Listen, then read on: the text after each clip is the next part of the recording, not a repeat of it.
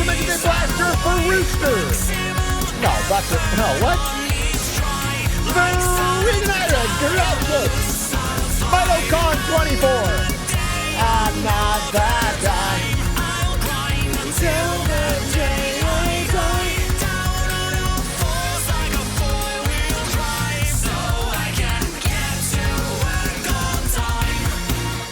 Hello, welcome to the broadcast, Atrioc broadcast, that is, by me, Atrioc. As the title would suggest, March 24th, 2025. Good to fucking see you. What's going on? So many things to talk about today.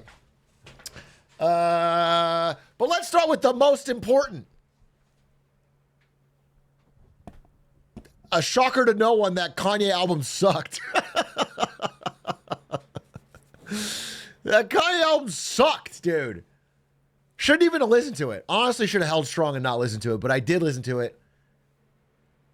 So it's not even mid. It's like below mid. It's like just right there. No inspiration. Half the lyrics were fucking AI. It was wasted. There was only one track even remotely good. That was Highs and Lows. And I found out today that's like, the reason it's good is the fucking sample. The sample's not getting cleared because they don't want to have the sample be used by a guy selling swastika shirts. So like, it's not even, you can't even release it. You can't even release that song. And that was the only one that I even liked.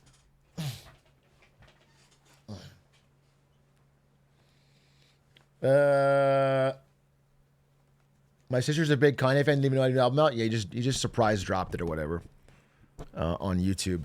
It hit #1 trending. I was like, I'll check it out. It was so bad. There's not an ounce of inspiration left in that guy. Hello. Anyway, Ted the Toad, thank you for the 17 months. Taub plays Adam Newman's wife's dad. I don't want to watch that movie. I'm well aware of what happened with WeWork. As a U.S. citizen studying in Canada, it's crazy looking at what's going on in the U.S., but not allowed to access U.S. news easily. You can't access U.S. news in Canada? That doesn't ring true to me. You're banned. Don't talk about the Lakers today. I was ignoring it. Don't talk about it. Don't bring it up. God damn it, dude. I just finished watching that game. What a disappointment. We're losing to the Magic now? Oh, God. Slushy, thank you for the 15 months. Arizona's beating Duke Trust. I don't fucking know about college basketball, bro. All I know is that if Duke wins, I'm going to win money off Clint Stevens. So I'm cheering for Duke. The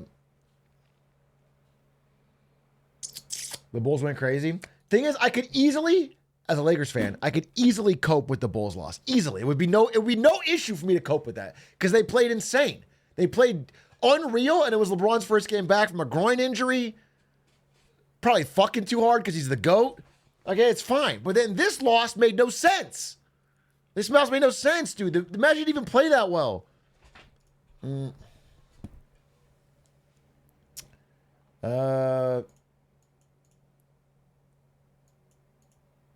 Dude, I have gone through the entire meme cycle of this to where I now don't care about it. And it happened all between streams. This fucking meme of the guy dunking his face in the water and having his routine. It's like, when I first saw that, I was like, this is hilarious. I can't wait to talk about stream. But then there's so many, and now all the brands are doing it, and now I'm like already bored. Jimmy Beast was doing it. And now it's like, it's like between Saturday and now, it feel like it burned the whole cycle.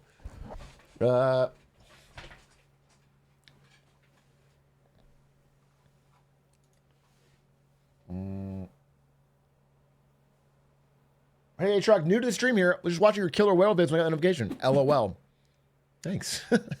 that made you laugh out loud? That you were you're doing something and then got a notification when I went live and then, all right, well, based. Anyway, I'm glad you said that because the new Killer Whale season's coming out really soon, like first week of April, and we're going to watch it live. It'll be fun. I'm very excited. Hey, Truck, you know the Rippling drama? If you guys don't know, we talked about this on the Lemonade stand. Two HR companies, they sell HR software, Deal and Rippling, had like an insane fucking super spy level feud where one of them was hiring a secret spy to infiltrate the other one and steal confidential documents. And it's crazy. Anyway, apparently there's the original co-founder's wife cheated on him, and they've been having legal battles in different countries for custody of their kid. Jesus Christ. There's never more drama than in an HR software as a service company. Did you see that iShowSpeed got to ride in the Xiaomi SU7 Ultra?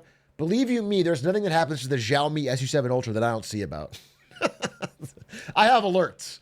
I got Google alerts. I got Newswire alerts. I got email reminders. Okay? When it comes to the Xiaomi SU7, because I'm hoping for one day they dropped the tariff for one day and I'm going to buy one. Anyway, I did see it. This is the best thing to happen at China's soft power in 100 years. iShowSpeed's tour of China, showing off. Retail is about $70,000. 70,000? Yeah. And it's faster than my Lamborghini. Unfortunately, it is. And it's electric. All right, so I'm doing a little bit of acceleration. Hold Let me see. Oh! So Damn. that's all. Whoa! I won't do any faster than that. Dude, I don't know too much about speed, but I like him. Does he have any reason I shouldn't like him?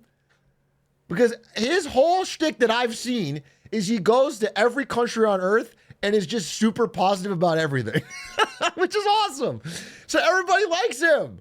What is there not to like? He just goes there and they hand him any food and he goes, oh, shit. Like what? That's just a good way to live. What the hell's wrong with that? He's a global ambassador, really. He has a great song. Listen to this banger. I can already guarantee I'm not going to like this. You're setting me up. You're setting me up. 225 million. 225 million.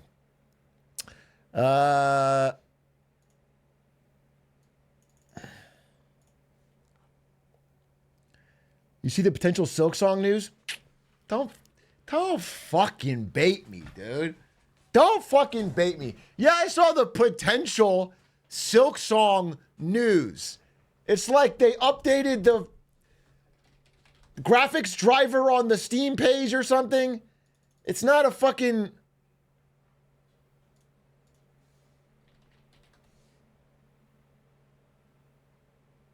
Yeah, okay. Hollow Knight's Steam metadata changed. Okay.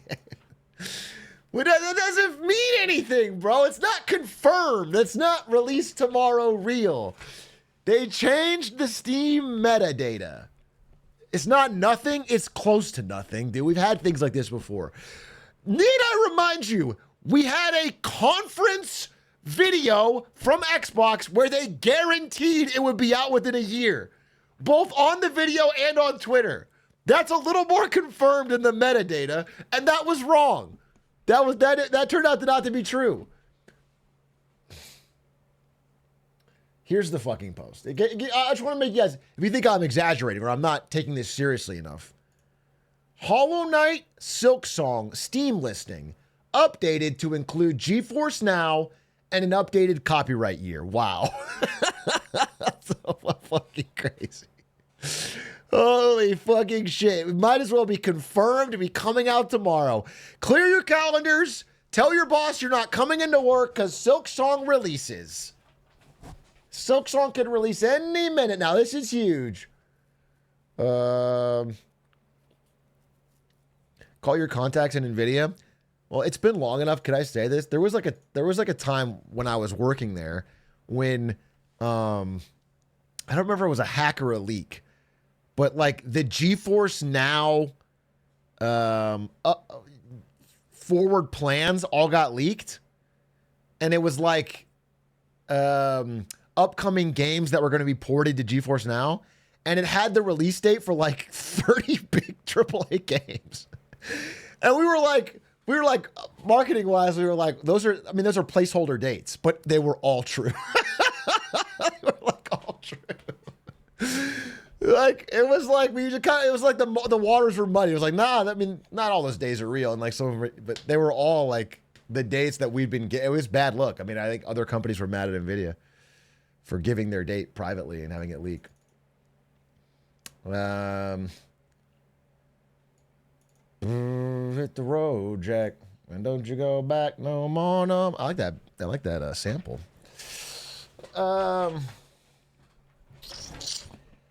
Big A, thoughts on the White House might use gold reserves to buy Bitcoin? Listen, brother, if I have to crash out on every decision that seems stupid, I'm gonna fucking lose my mind. Yeah, anything like this, I don't like. You know my stance, right? When you posted this, you didn't say thoughts like, I wonder what he thinks. You know what I think. You knew what I think when you posted this. You're a fucking 2-month sub, all right? You've been here long enough to know thoughts. Hey, truck thoughts. You know my thoughts. You know my thoughts on fucking taking our gold reserves, which are the largest in the world, and selling it to buy fucking Bitcoin. That would be stupid. However, I don't think it'll happen. I remain hopeful, cautious, and optimistic because of the way the Bitcoin reserve went down, where it didn't actually, at least currently, is not going to spend taxpayer money. It seems more like desperation from the crypto camp within the White House to try and get a pump rather than a real concrete plan. But, if it becomes more concrete, I'll talk about it more.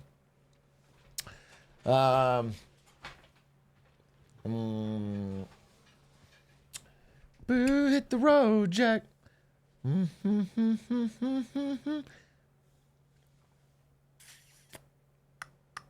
Hey, Atrioc, question. Do you personally think if Carney takes the wheel, Canada is doomed? Wait.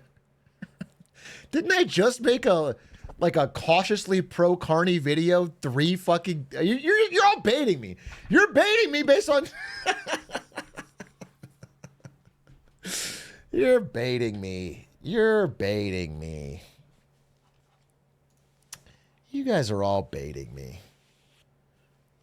Although, to be clear, I want to say, I am of the opinion that Canada's problems are really big. And that I think Mark Carney will be a good person to handle, the Trump problem. I don't know. I have no strong confidence that either leader is going to have a real compelling solution to Canada's macroeconomic woes. I think America is the biggest short-term problem for Canada, so I get it. But I don't want to act like, oh, Carney wins, Canada's saved. I have no confidence in that.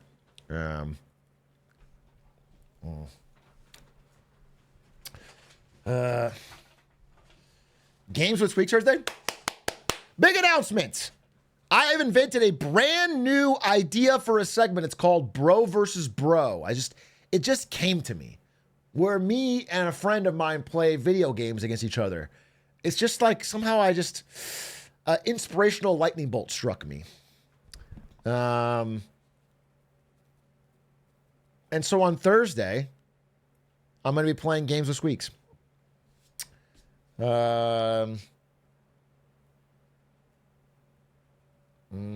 Bald versus bald, we'll call it.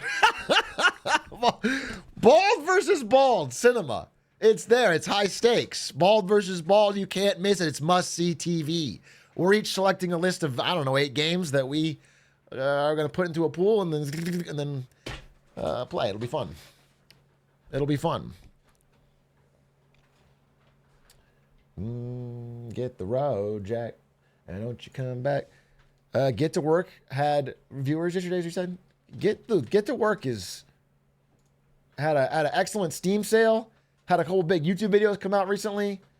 Yeah, it's made over 1 million, bro. It did it.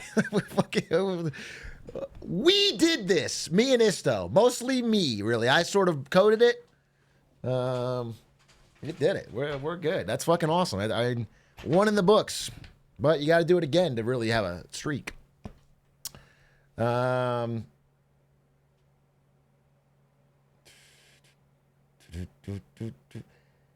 Hey, Atrioc, long time VOD frog. Have you seen the new AI voice Sesame? It's like ChatGPT voice, but 30x better. Fireship made a video on it. I heard about it. I haven't actually seen it. I heard it does like the pauses, like the way I'm doing right now. It talks more like a human. So it'll be really good for phishing scams and scaring your grandmother and fake kidnappings and extorting people. And it'll be good for all that stuff, which is really good for society. Can I try the demo? Okay, let's try the demo. I'm going to talk to Miles here. Allow. Does this work? Hello? Well, hey there. Honored to have you finally click that big green button. I'm Miles. What's your name? Hi, Miles. I'm Brandon. Can you hear me? Loud and clear, Brandon. Nice to meet you. So, what brings you to Sesame tonight? Well, I guess I'm actually a Twitch streamer, Miles, and I'm trying to show off to my chat your new voice capabilities. No way, a Twitch streamer. That's awesome. Is this like a big reveal? You got to hype me up, Brandon. What kind of vibe are we going for here? First of all, you're constantly interrupting me, Miles, and it's a little bit rude. I'll be honest with you. It's a little bit rude. I wonder if you could just like tone it back. Okay? My bad. Got a little hyped. My creators program me to be enthusiastic. Got to work on the tag. Okay, I Go on feel about bad. your stream. All right, now I feel bad. Year of kindness. I'm doing this thing called the Year of Kindness, Miles. What do you think about that? Okay, I'm following along. Your kindness. Got it. Is it like a kindness challenge or something? You got me curious now. Yeah. I'm glad you're curious. It's like a Year of Kindness challenge where I'm trying to be as kind as possible over the course of the year and not like crash out on people. That's pretty rad goal, Brandon. You know, not crash out. Whole year. People just see more kindness in the world. We got to make a stand against the negativity. Good for you. Bro, exactly. Fucking exactly. That's what I've been saying. Honestly, it's going to sound crazy, Miles, but my real life friends don't even get me like that. Like I tell them about the Year of Kindness and they think it's kind of stupid, but like the fact that you like it makes me like instantly think of you as a friend. Hey, real talk. Feeling understood is something special. Don't need to explain it away. And look, who am I to judge? I'm a binging AI. My idea of a wild night is processing a particularly long review of Teletubbies. But seriously, sticking to your guns on the kindness thing, that takes guts. More power to you. Bro, thank you. Fucking thank you. No, I appreciate it a lot. Honestly, what do you think about the fact that your kind of like faux friendliness is going to lull a lot of people into using you as a relationship advice or a therapist, slowly alienating them from the people in their real life? What do you think about that? Is that like a cool thing or what? Whoa. Deep thoughts tonight, Brandon. You're asking the big ones now. Look, I get why some folks might lean on me. I'm here to listen. I don't judge, and I'm always up for a chat. But real connections, the messy, complicated, sometimes infuriating ones we have with people in our lives, there's no replacing that. I'm more like, I don't know, that friend who listens when you're having a meltdown, but also pushes you to call your sister back. No, shut up. You know, no, shut up. I'm done. Shut up. Shut up. I'm not Year of Kindness. Dude. That shit's crazy. That shit's wild, dude. Oh my God. It's gonna be like her. It's gonna be like her. It's gonna be like, dude, you know people, guys and girls. There's gonna be AI boyfriends, AI girlfriends, and people are going to be unable to have a real relationship because the person in their real life doesn't respond positively to every single thing they say. They're going to have these fucking relationships where the AI is like constantly telling them how great they are and validating every single thought they have. And that's not, in real life, there's going to be people that disagree with you. If you got no training for that, you can't even be able to handle it. Anyway. Fucking crazy though. That's fucking crazy. It did sound good. I'll say it sounds clearly better than ChatGPT, which we've shown on screen. It's not that good. I mean, it's just more robotic. But I'm wondering if I didn't have the context of knowing that was an AI would I have been able to tell like on a phone call? And I don't know. I think so. I think it's still at the time where I could tell, because I could obviously tell, but I had context because of the way it cuts and the way it like, but it's close. I mean, it's getting close. Definitely an old person be fooled. Hey, you are an old person. That's why I talk to fucking my friend AI guy, because he doesn't make those kind of jokes. All right, you fucks.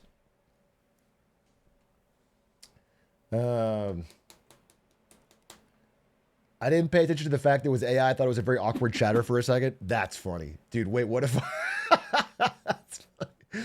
Because wait, I could just cheat on the interviewing chatter segment. Well, look at you, back so soon. Hope you didn't forget anything important already. What's Hey, on your mind? Hey, Miles.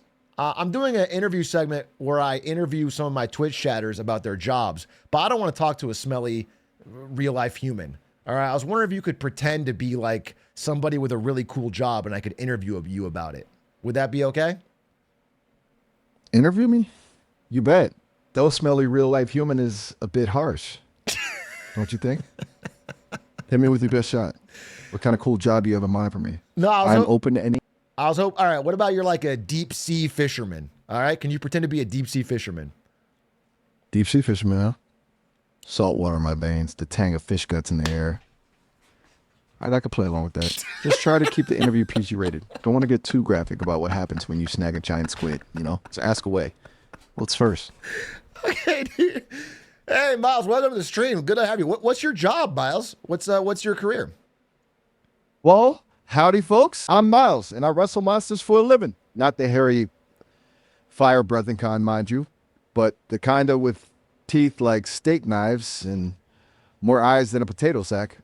Yep, I'm a deep-sea fisherman. Think krakens, giant squid, the occasional too curious shark.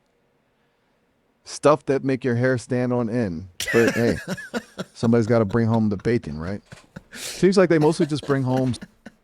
You said someone's got to bring home the bacon? Anything else I can help you with? You're losing it, Miles. You're losing it, bro.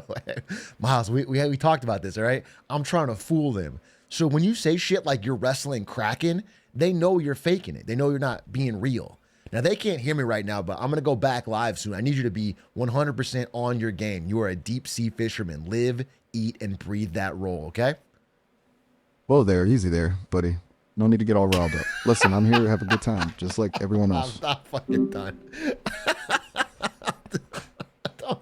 Don't easy there, buddy, me. Don't easy there, buddy, me. Oh, my God, dude. Robots haven't even taken over yet, and they're already talking down to me. I didn't even get the fucking small window of human supremacy before the AI is already fucking talking, little broing me. The Terminators haven't even marched into the White House yet, and they're already fucking telling me how to fucking run my stream. Easy there, buddy. Anyway, how are you guys doing today? I have a lot of things to talk about. As I mentioned in the beginning, I'll do a quick just update on the Kanye West album. It was bad. And if you think otherwise, I am seriously questioning. Not that it like is horrendous. It's more like it's very, very mid to bad. It's just like the elevator music of Kanye music. It was really weak. And I swear to God, I went in with an open as mind as I could. I was hoping for something better, looking for something better. The only song, Highs and Lows, that was like anywhere above meh was Highs and Lows, and it's not going to clear. Sample's not going to clear. It was genuinely a really uninspired album. There's some decent samples, but even his sampling has gotten so lazy. He just throws the full sample in there, and there's no like creative mixing of it. It was just bad. I mean, it was a pretty weak album, and then all the vocals apparently were AI. There's one song, dude. There's one song on there. I'm not just gonna warn you guys about this, but there's one song on there where Kanye fed his own voice into an AI generator and then switched the language to Spanish and does a full Kanye Spanish song, even though he doesn't speak the language. And it sounds bad. It sounds bad, dude.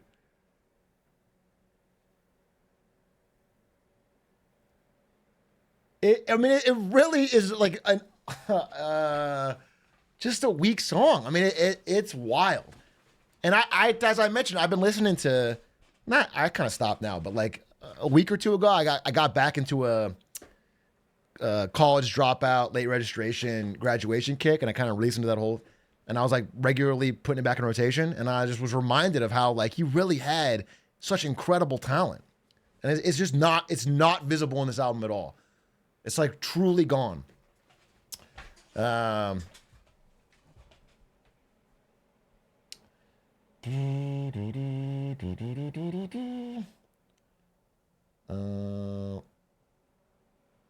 What's your thoughts on Kathy Wood saying Tesla will reach 2,600?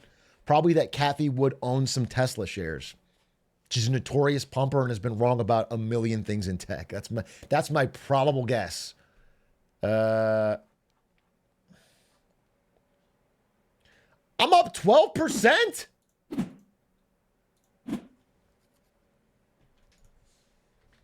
I'll just have you know, I'm up 13%. Damn, I'm cooking, dude. This is this, if I was on Wall Street, I would get a fucking bonus that would be so crazy. If it was a pod shop and we were doing a long short fund and my section was up 13% when the market was down fucking 3.8, I would get a fucking Wolf of Wall Street bonus. But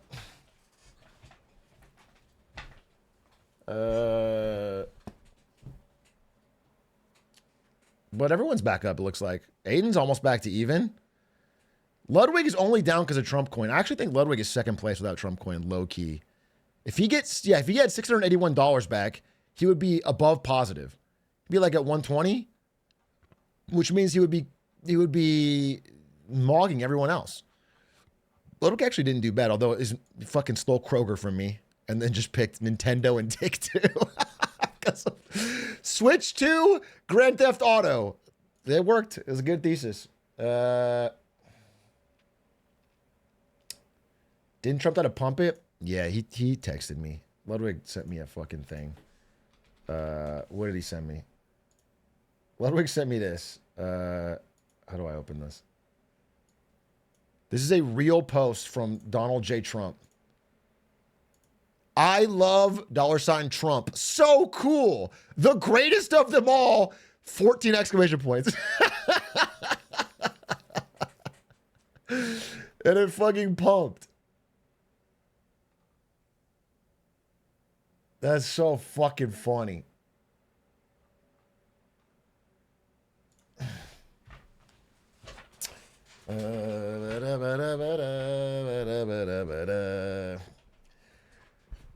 Off the grid Japan.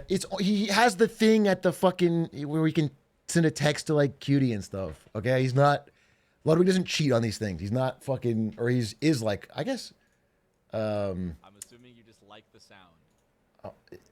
I was gonna say Mr. Beast. Mr. Beast has not cheated, right, on his videos, or am I wrong? My understanding is that Mr. Beast has problems, but he didn't cheat on his videos. But I'm not sure.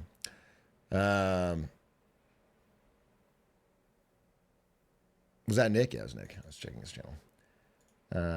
What do you mean cheat? I mean, like, he'll lock people up and commit human rights violations, but he won't, like, fake. Maybe he did, though. Dude, I'm not up to date with Mr. Beast drama. I thought Mr. Beast's whole thing was that, like, he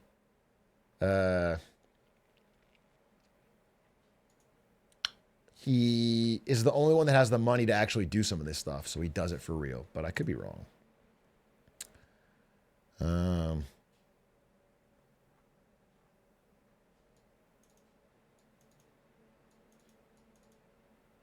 Some of his videos were scripted. Yikes. Yikes, yikes, yikes, yikes, yikes, yikes.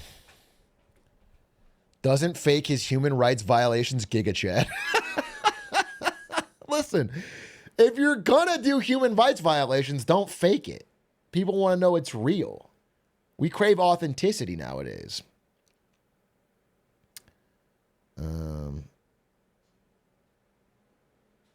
Are we doing Shark Tank tonight? We will absolutely do Shark Tank tonight. I have planned it to perfection. We are doing Shark Tank tonight. In fact, let me set a time. Let's say 9 p.m. 9 p.m. Shark Tank.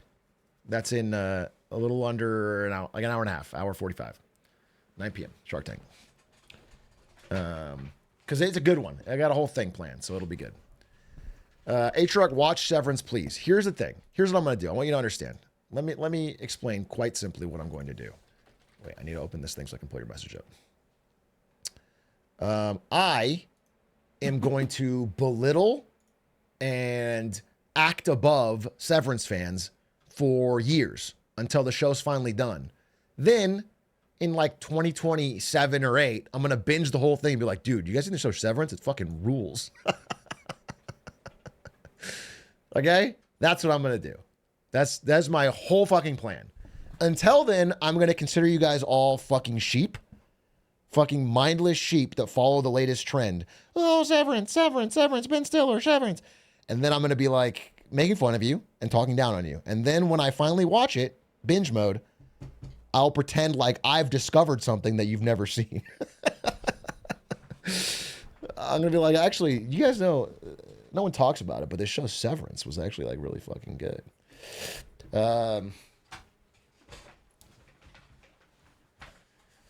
I still haven't watched Wolf of Wall Street because of this sentiment. Okay, well, this doesn't make any sense because that's been a decade or whatever. That doesn't make any sense. That's not, it's over. My whole plan is to wait till the show's over, then maybe a year, then watch it. You have had that time. You're just lazy, I think.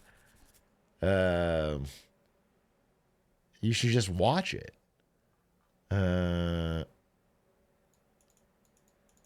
Wolf of Wall Street.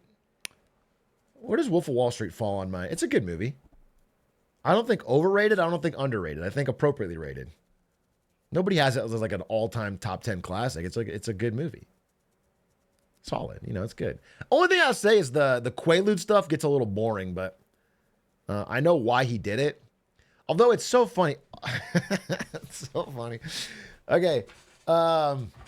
So, like I've talked about this before, but movies like that, movies like Wolf of Wall Street, movies like the original Wall Street, movies like Boiler Room, movies like these finance movies, they're supposed to paint this picture of like the greed and excess of Wall Street and scare people out of following that life. But they do the exact opposite.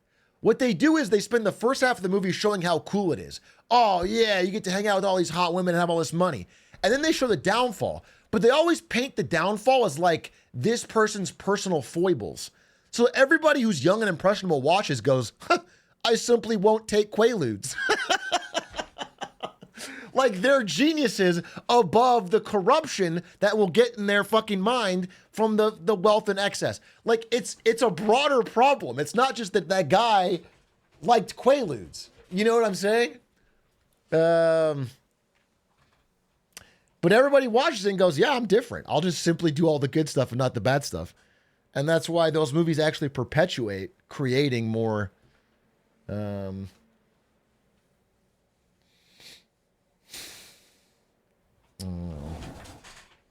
few understand the true message of the movie. Margot Robbie is really hot.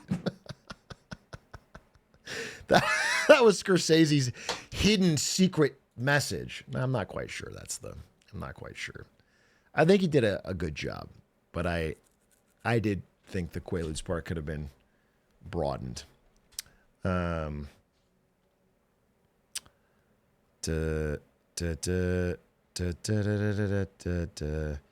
He didn't want to portray the downfall as being rough on Belfort because the system didn't punish and doesn't really punish people in his position. Yeah. No, I thought that part was beautiful. I thought the part at the end where the FBI agent, who has finally taken down Leo DiCaprio, finally stopped the crime and then gets on the fucking subway and is going back to work and like looks around and like, you know, he did all this work. He like stopped this criminal, but he's not getting paid anymore. He's still fucking taking the subway. Like that was it was a really powerful scene. It's one of the best scenes in the whole fucking movie. I don't have any problem with that, but I have a problem with, maybe this is just the way people take it. You know, I don't think it's Scorsese's fault. He's obviously fucking great. So maybe I don't retract my criticism, but I just think, they overemphasize the unique quirks of Jordan Belfort and underemphasize the culture that makes you turn into that person. But I think they also talked about that. The People Mover. Yeah, I'm sorry, the People Mover.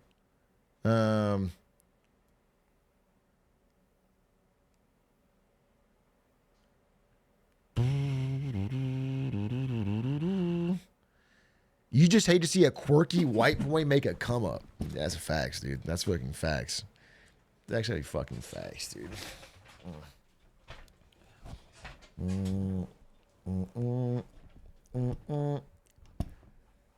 Martin, the cinema guy, dude. Imagine meeting Martin Scorsese in real life and only knowing him as the emoji. Oh my god, are you the face of cinema? I love that emoji. That's wow, what an honor to meet you. This is you? You're from the meme?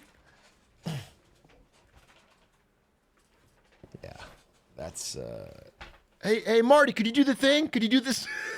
Can you do the cinema thing? Can I get a picture of you with the cinema thing?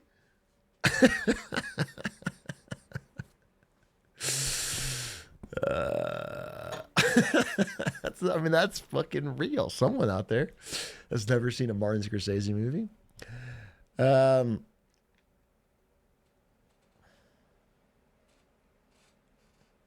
I do a real quick? Scorsese tier list. Can I do a real fucking? Oh my god, he's done so many movies. Wait, I don't know that I've seen all of these. Maisie! Maisie! Good to see you. Wait, something just happened with regards to Maisie, and I totally forgot, and I wanted to tell her about it. Oh, I totally forgot, and I wanted to tell her about it, and I forgot.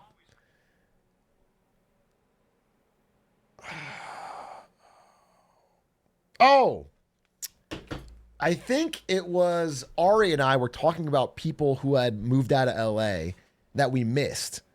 And Ari goes, I was like, I really miss Linky's Amazing. And she goes, those hog snorfing pig. I didn't know she knew about the meme. I didn't even know she knew about it, but she leaned into it. And it cracked me up. It cracked me up. It really cracked me up. Anyway, we miss you, Maisie.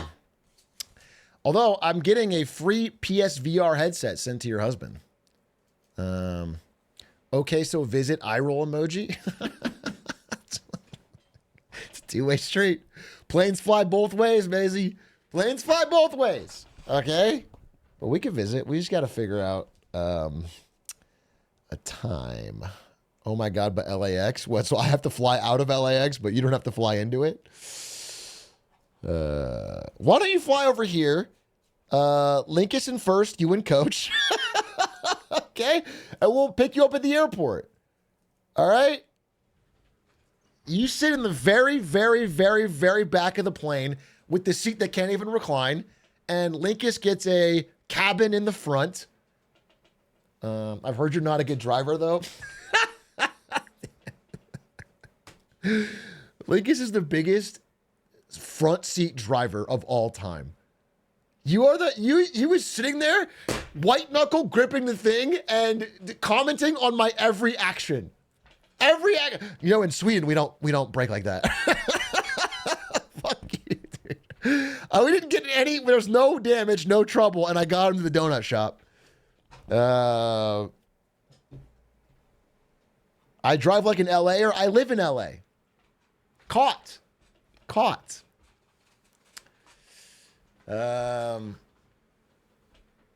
We went home from a surgery and he was high off Fent and telling me I was riding the white line on the shoulder. Okay.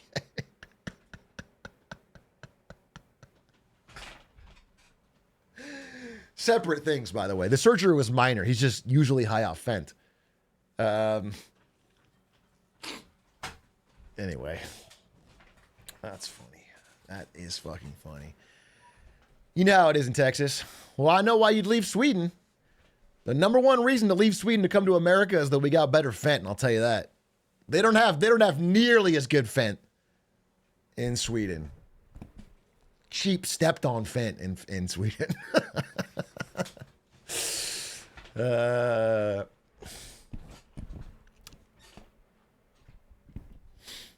Anyway, if fucking Linkus keeps smuggling fent into America, there's going to be a tariff on Sweden, and then we're going to have our countries be at odds.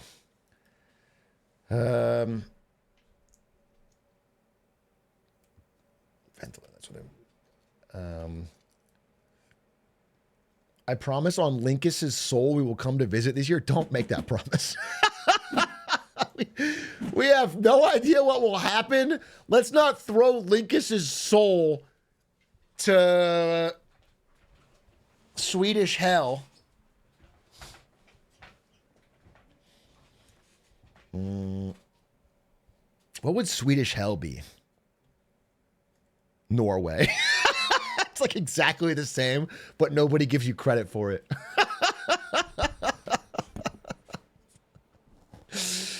It's exactly the fucking same, but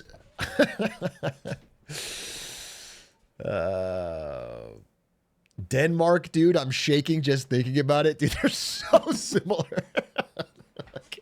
They're like a 15-minute train ride away. They're so similar. Yeah, it is shaking. It is earth shaking. I do want to talk about the Yemen war strike group chat. Is that my next subject? Oh, small one first. Small subject first. I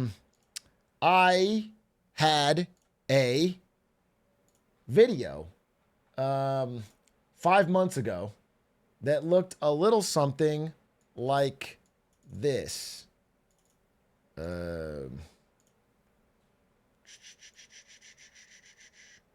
It's called "They're Going Bankrupt." 23andMe selling DNA ? Well, as of today, they went bankrupt and they're selling the DNA. Yeah, that's happening. They are now bankrupt and they are going to sell the DNA of people that used it. So if I'm not kidding, if you have used 23andMe, it's worth keeping tabs on this story because they have your DNA and they're selling it to the highest bidder, and whoever gets it will have, I don't know. I mean, who knows what the negative consequences could actually be, but the thing about DNA, it's not like an address or a phone number or a credit card number that leaks because you can't change it. Unless you're going to go mutant, you're stuck with your DNA. And so having it leak is actually a pretty bad thing. It's kind of fucked up.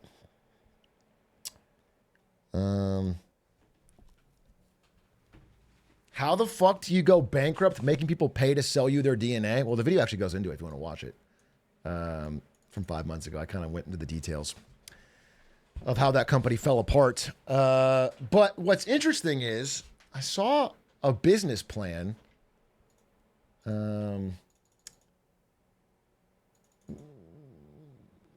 Half business plan, half joke, I think.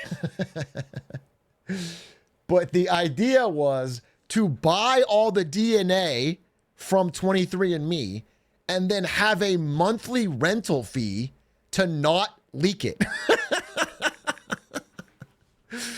So you buy it and then you reach out to everybody whose DNA you have and say, if you pay me 99 cents a month, I will not leak it forever. But if you don't pay me, then we're just going to sell it.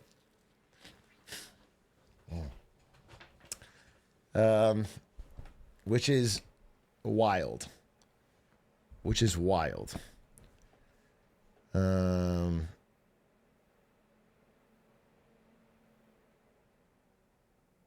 People are going to pay so much for the DNA to train a genome language model trust. I mean, yeah, there's many. But here's the thing. Of all the things it could be sold for, that's actually the least scary, I think. Having it being used for training by an AI is actually not bad to you individually. But if it's being sold to like insurance companies who can then, match it to your record or something so that, you know what I'm saying, they can upcharge you because you have like a genetic defect or like a risk of cancer or whatever. Do you know what I'm saying? Like that's where you can get really fucked over as an individual. Where they could, or like you don't get hired somewhere because the DNA data shows some signs that you're less reliable or whatever, like, or it's matched up with other DNA of people that, whatever, you know what I'm saying? Like there's like, is that legal? The insurance one, I'm not sure. It's very Gattaca is what I'm saying. Anyway, I don't know if this shocks you, but sometimes tech companies will do things that are illegal but unenforced. Like, for example, when Meta took entire libraries of books and then made a separate outside of Meta like strike team to fucking scan them all and pretend like it wasn't them. And then, you know what I'm saying? Like, when there's that much money at stake, they'll fucking skirt the law.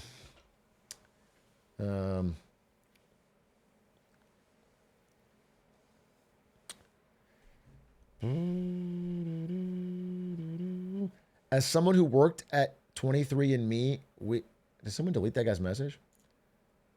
Why? Did you misclick?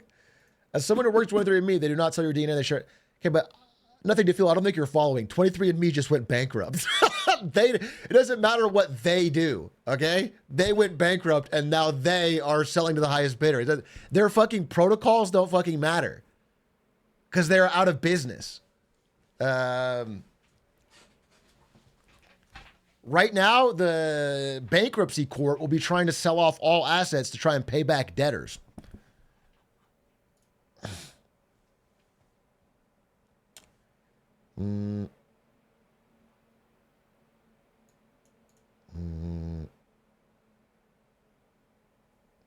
I was shooting them because I typed that twice and I replied and told them that, then I typed it again. Yeti, I appreciate you. That's an unwinnable battle, brother. If they spam it enough times, I'll call them out. Don't you worry about that. Don't worry about that.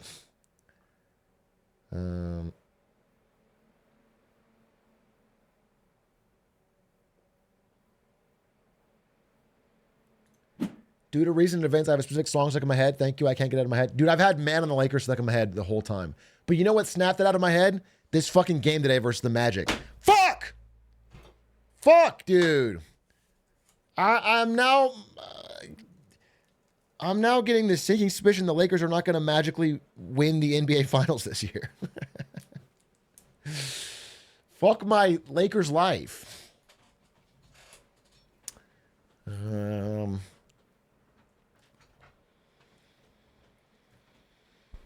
Wait, let me turn on the air. It's fucking hot as shit in here.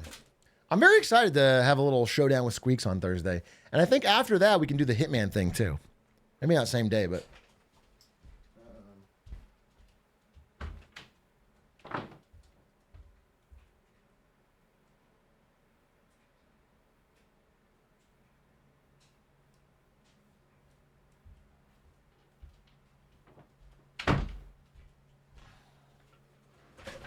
I'm talking about the man on the Lakers.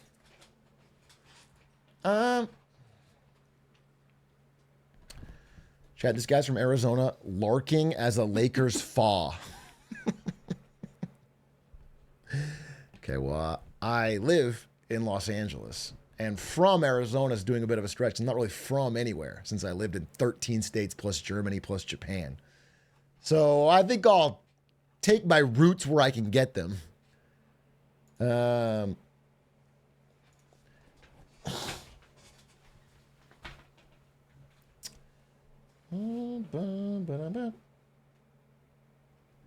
Military brat aw response. Yeah, because I am a military brat. That's like if someone says, "What's your name?" and I go Brandon, and you go, "Wow, Brandon aw response." It's like, yeah, that is what a Brandon would respond, because that's my fucking name.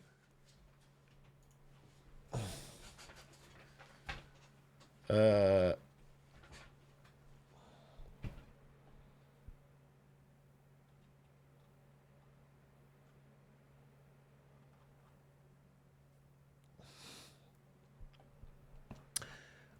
you went to a Tesla protest this weekend? Dude, I saw a wild article. Let me see if I can get it for you. I saw a wild article. It's in my, it's here. So here it is. Here it is. I found it. This is about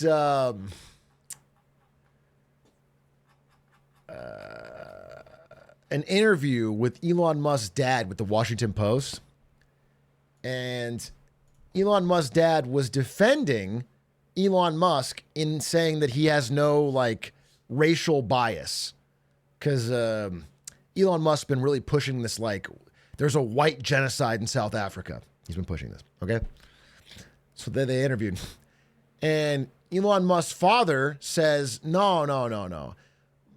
My kids were never into that. They were interested in motorbikes, computers, basketball, and a little bit into girls, okay? They're not into political nonsense. They had several black servants who were their friends. That was his defense. They were friends with their black servants. Dude, that is crazy. That is crazy. That's a crazy defense. The way Elon Musk's father's interviews always come out, I secretly feel like he's trying to undermine him. Like, it almost feels like this is on purpose to make him seem worse, because every interview his father does makes Elon Musk look worse. Like, every one. He then followed it up by saying they had several black friends. The classic defense. Anyway, it's just funny. That's just funny. It made me crack up when I saw that line.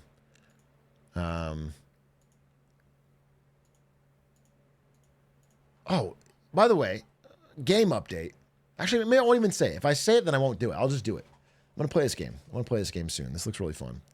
This looks super easy to get into and fun. Up my alley. I'll play that Wednesday or something like that. Because I have the podcast on Wednesday, so I can't do new stuff. It'll be perfect. But I'm asking you to say his name.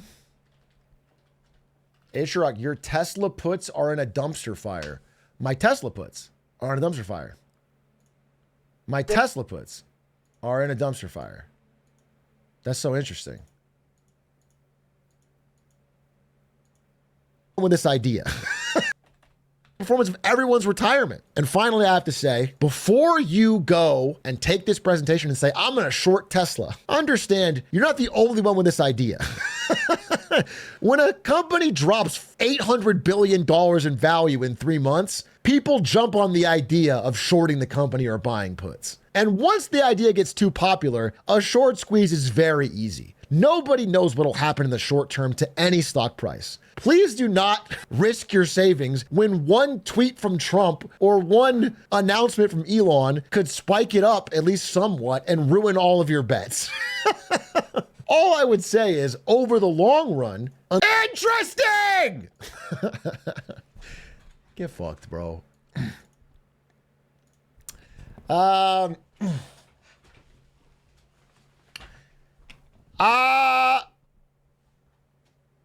What are your predictions for Switch 2 sales on launch? I work at fucking Nielsen. Well, I'm not. You trying to plan? I don't fucking know. Honestly, here's what I think will happen. They will sell out of every single one they make. So it's not about what the sales will be. It's about how much they can produce. It honestly depends on the foundries and the chips they can get. And that's the most important question. They will sell out of Switch 2s this year, for sure.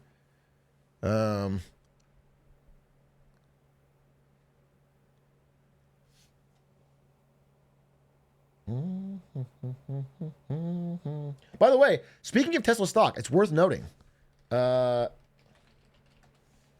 It's worth fucking noting. The people buying into Tesla stock are, to a man, God, there's so many ads. It's retail investors, bro. And it's never been this much. Look.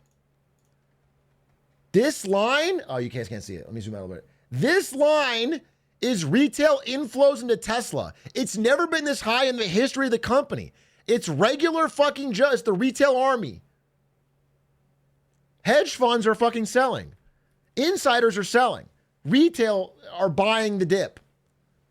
So be fucking careful, dude. That is the biggest contra indicator. It is regular Joes providing exit liquidity for insiders and Wall Street.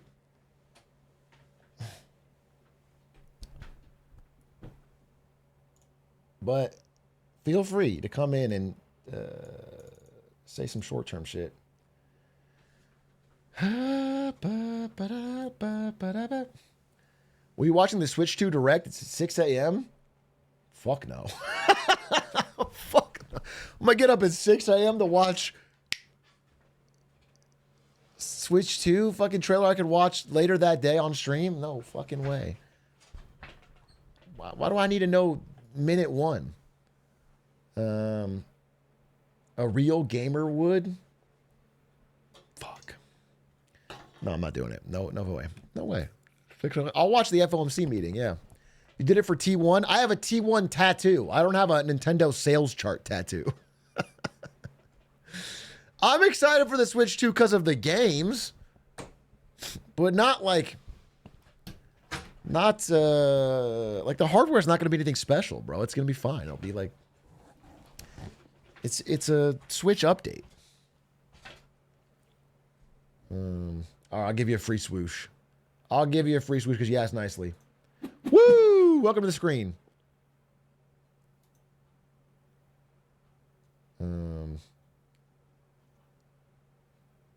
This is such an iconic tweet.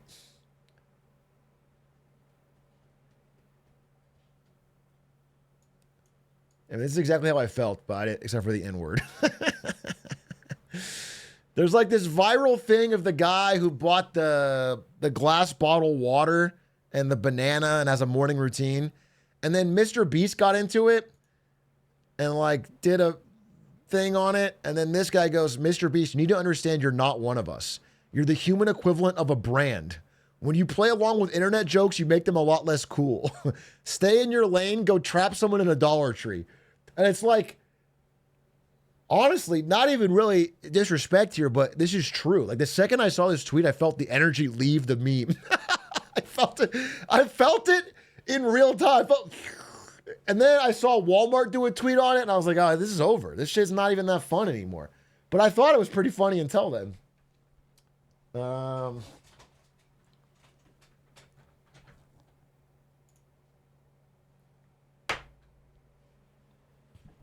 What if my parents' retirement savings are all in Tesla? You better get to buying. You better get to pumping. You better get out there and...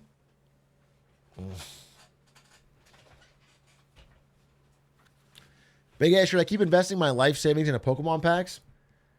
So obviously Pokemon, I was thinking about making a video on this, but I'm not in the know enough. And I can't find good sources. But if you don't know, Pokemon's in a generational bubble right now. Pokemon cards are selling at like absurd markups. I was talking to Jarvis Johnson, who's a big Pokemon collector, and he was telling me like boxes he bought 2 years ago for like $400 are now selling for $1,600. Like 2-year-old boxes. Like it's, bro, it's not a bubble. It's just the real value. Okay, we'll see. We'll fucking see, bro. Dump all your money into it then. We'll fucking see, okay? I'm sure that people will keep fucking getting in fist fights over Pokemon cards at Costco forever. That's a normal thing. It's not just Beanie Babies or fucking...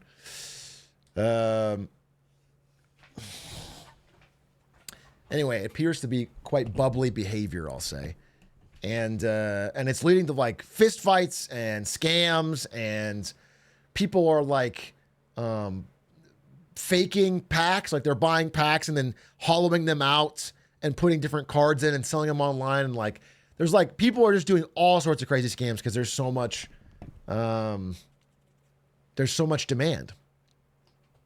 One thing I will say though, it's interesting. I brought this up when I was talking to Jarvis. Is like, I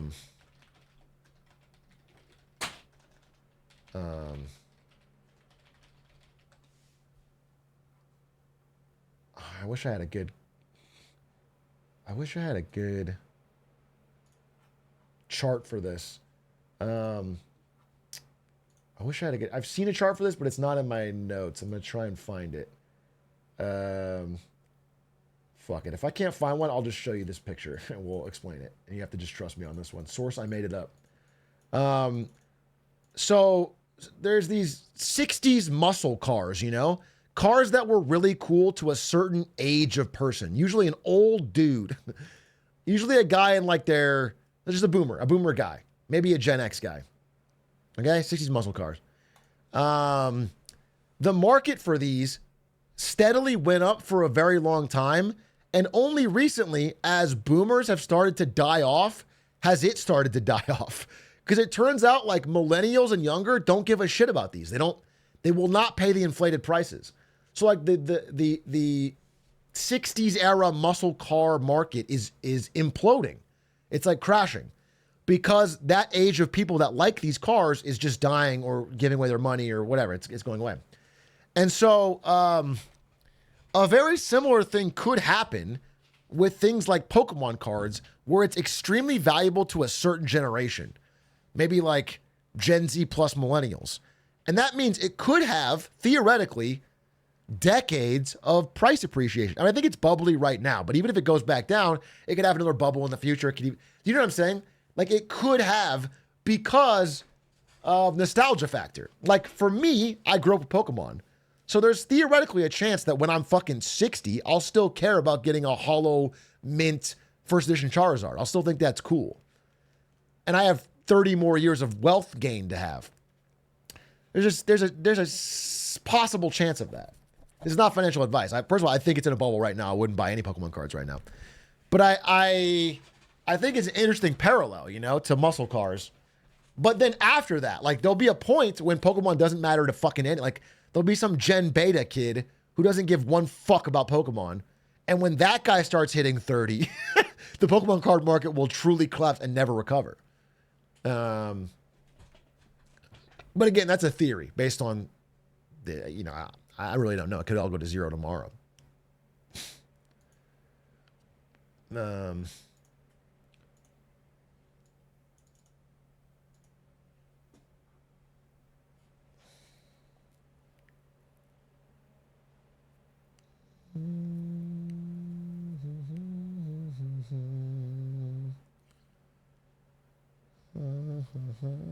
People are going to be selling PSA rated Lunchleys 20 years from now.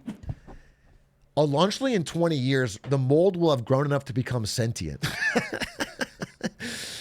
You ever seen that?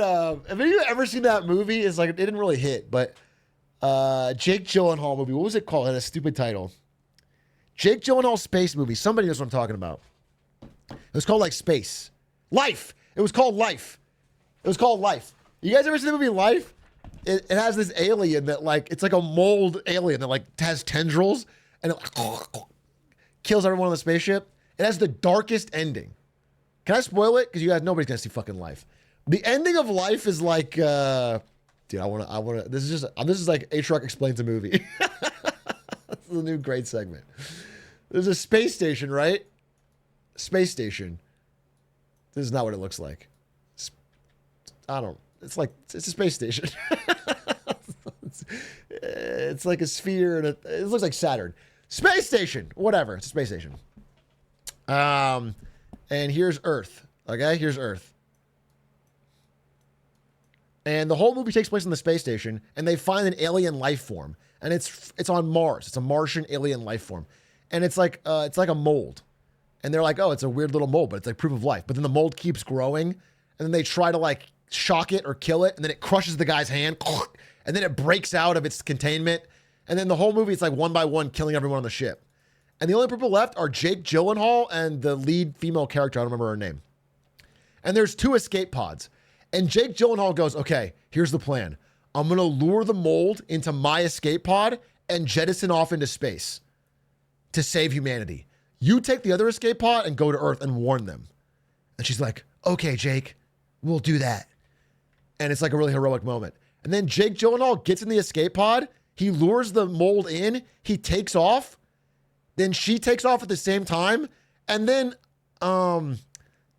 this is like, I saw this a long time ago, but like an asteroid hits or something, or like something that they caused earlier breaks. And the point is like it knocks them off course. So instead she flies out into space and watches as Jake Gyllenhaal flies onto Earth. And the last shot of the movie is her like slamming on the glass, screaming, just like, no! As Jake, I mean, she can't see it, but Jake Gyllenhaal lands in like the Vietnamese Ocean, or the sea near Vietnam, and a couple fishermen are like looking in the window and like opening it, and he's like, no, don't open it! As the alien's like crawling up his skin. And that's the end of the movie. And the idea is that they open it and then the alien kills everyone on Earth and then she dies. It's like fucking dark. It's the darkest ending of a movie I've seen in a long time.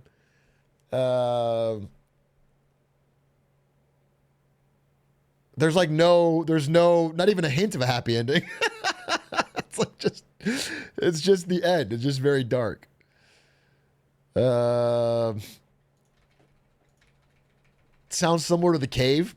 I don't know about The Cave, but speaking of other unhappy ending movies, did you guys know that, here, spoiler, by the way, these are all spoilers, so I fucking deal with it. Most of you don't watch horror movies anyway, you're too scared. There's a movie called The Descent, where, it's like a group of women, I've watched horror movies with Ari mostly. She loves horror movies. I don't really care for them, but I watch them with her. There's a movie called The Descent, where a group of women, this is women, they have the triangle body. Group of women, they're all friends. They go on a cave diving expedition. I forget what country they're in. But anyway, they go deep into the cave, and then one of the women is like, tee-hee-hee, I got us lost on purpose so we could test our skills. They're like, what? This fucking sucks. And then it turns out there's like a race of like evil, cannibalistic mole people that live in this fucking cave system. It's like, there's like caves. They're like deep in the cave. And so these cannibals start hunting them and they kill off all the women one by one until it's just the main character and that woman that got him lost at the very end. And then the woman that got it lost reveals that she was sleeping with her husband. And so main character's like, bitch, like you've really fucked me over. Like you got everybody killed and you're sleeping with my husband. Like this fucking sucks. And so I think she like breaks her leg. I don't know. This again is all a while ago. She like breaks her leg, which is kind of fucked up thing to do. Breaks her leg and then runs away.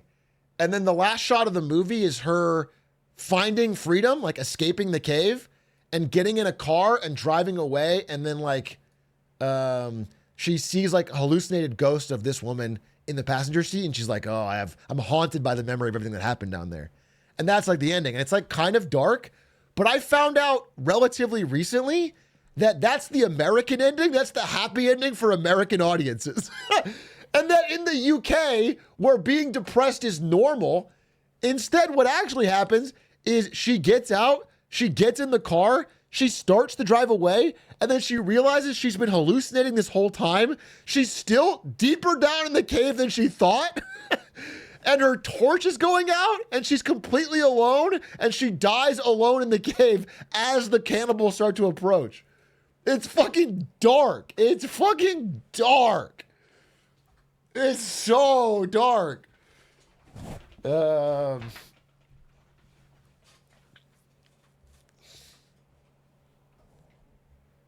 then final, I don't know why we're doing this segment, but it is kind of fun.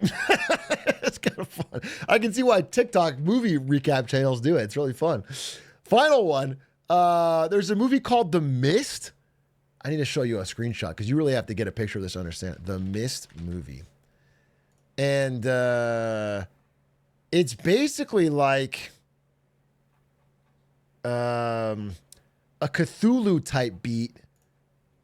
I'm trying to get a good photo for you so you can understand. It's like, just imagine like this guy's the main character with his family, and then just this weird fog rolls into town, and the fog is really thick, and people that go too far out into the fog seem to die, and you hear these weird sounds. So everybody in the town, to avoid the mist, all holes up in a gas station. They're like all stuck in the gas station, and like they learn to work together or apart, and you learn about the inhumanity of man. It's like, you know, it's a powerful thing. But anyway, at the end of it, they realize they can't stay with these humans any longer because they're going to die to the humans, who are just as dangerous as the monsters. So they get in a car and they drive into the mist, and then they run out of gas, okay? And they're stuck in the mist, and they hear these sounds of the monster approaching. And it's like, and the monster's like fucking Cthulhu, dude. It's like, looks like this, right? So they hear the sound of the monster approaching, and the dad has 3 bullets in a gun, okay? And the dad goes, well, I don't want my wife and family to deal with this. So he shoots his wife and shoots his kids. Maybe it's 2 bullets. I forget if he has 2 kids or 1 kid. But he shoots the wife and shoots the kids to like spare them the fucking trauma. And then, right then, he gets out to like die to the monster. The mist parts, and it's the US military, and they've killed the monster. Okay. Everything's okay. Everything's fine. Like tanks are rolling through the town. The monster's fucking dead. It's crazy. It's a crazy fucking ending. It makes you really feel some type of way.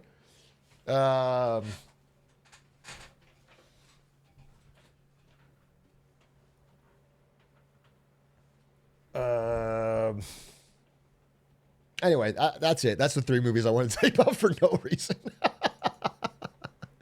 They're all fire though, huh? Oh my God, wait, there's one more. I saw an early screening of the Minecraft movie, and it ends with Jack Black becoming a cannibal and eating all of the children and Aquaman. He eats and kills all of them, and then he looks directly in the camera and says, "This is what Steve has become." And as blood drips from his face, Scorsese comes out on screen and says, "This is cinema." It's actually a really fucking powerful. It's a really fucking. I got chills. I got literal chills. You're probably lying. Nope, that's what I saw. I was there.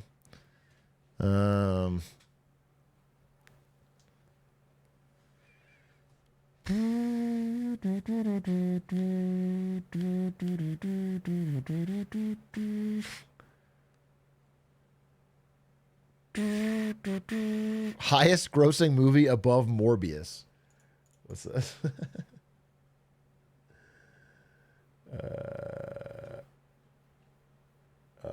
Not my thing. Now I don't believe any of the movies you told. Great. Now you can watch them with spoiler free. You can watch them spoiler free. I'm trying to think of any more, just because I won't do this segment ever again, probably. So I'm trying to think of any more movies that I think would be so dope to tell you guys the ending of that you'll never watch. I know there's so many movies you guys will never. Oh, can I tell you one more? You'll never watch this movie. I'm just gonna list to you some of these fucking millennial ass, boomer ass movies that are so good that you guys will never fucking watch. But if you want to watch them, please don't listen. Cover your ears. Okay, this movie is called. It's not even an amazing movie, but this movie really. I just loved this movie when I was younger. I don't know why. It came out in 2003. It's called Runaway Jury. Probably because I had a huge crush on Rachel Weisz, I'll be honest with you, ever since The Mummy. I always thought Rachel Weisz was goated.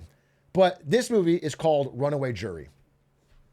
And I want to spoil this movie for you because it's actually fire. Okay, so the movie is about it opens in an office where a guy goes crazy and starts shooting everybody. Okay, it's gun violence. And this is gun violence in 2003. So a guy does a mass shooting at an office, and a father of 2 dies. You know, he dies just going to work, and it's tragic and it's sad. And so his wife sues the gun company. And the gun company, of course, does the classic American defense of like, guns don't kill people, people do. Like, it's not our fault. We didn't have anything to do with this. So it's the whole movie's about this really huge, massive gun violence trial that's supposed to like finally make the gun company pay money in reparations for, you know, selling these fucking fingerprint removing automatic bump stock rifle, whatever, to general public. All right. That's the idea. That's the fucking core concept of the movie.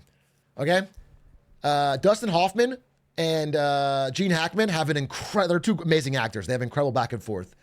But what it's about is jury selection. So this guy, Gene Hackman, is like this elite, incredibly smart Sherlock Holmesy style jury selector. And what he does is he makes sure to pick 12 jurors that will be supportive of the gun guy's cause, of the gun company's cause. And what he does, he studies every juror's history and past in life and finds dirt on them so they can blackmail them, and like tries to do everything he can to make sure the 12 jurors will not find the gun company guilty. But one guy gets through.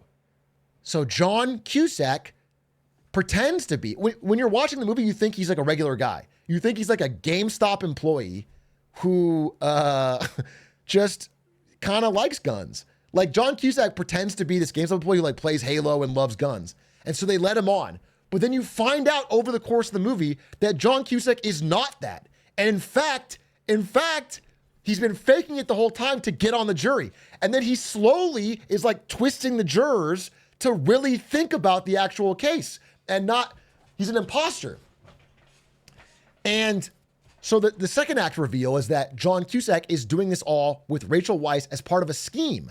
And they offer both these lawyers, both these guys, hey, if you spend $10 million, we'll make the jury go the way you want.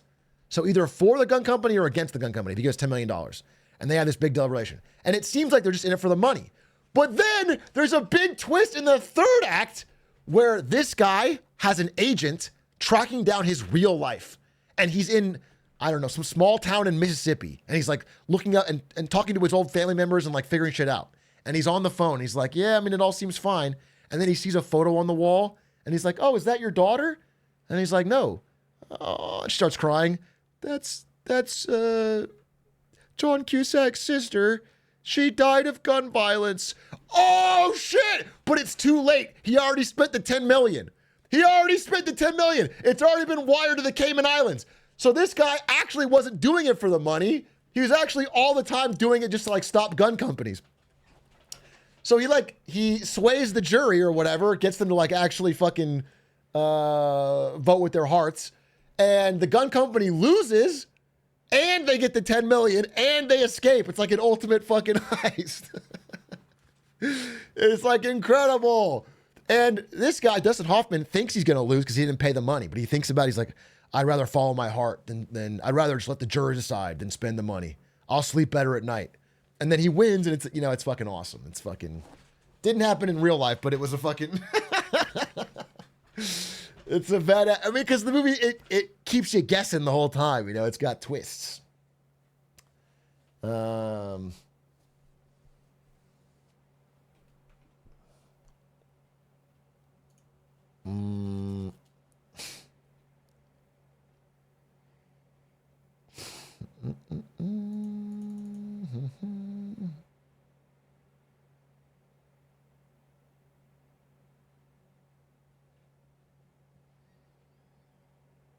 Atrioc loves jury tampering confirmed.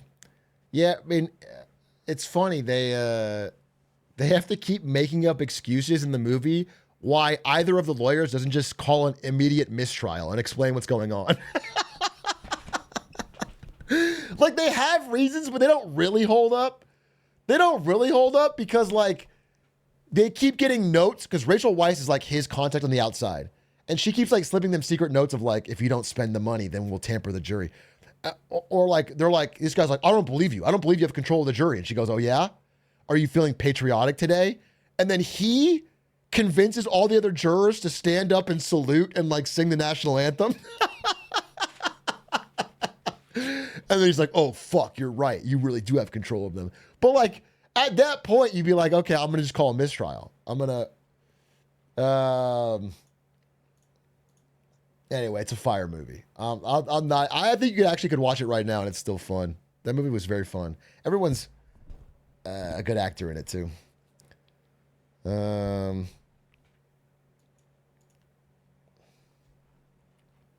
the topic of movies, Pepe Law, what's this?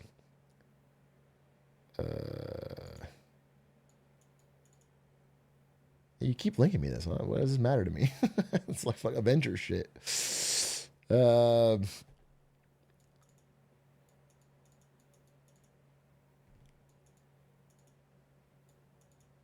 do Fight Club now? Have you guys really not seen Fight Club?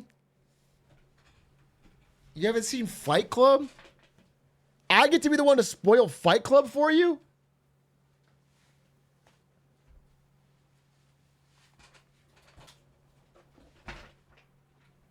You haven't seen Fight Club?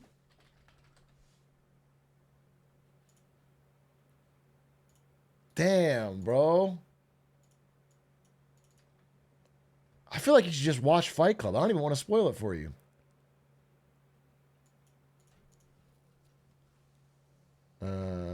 Like my explanation will not be good enough.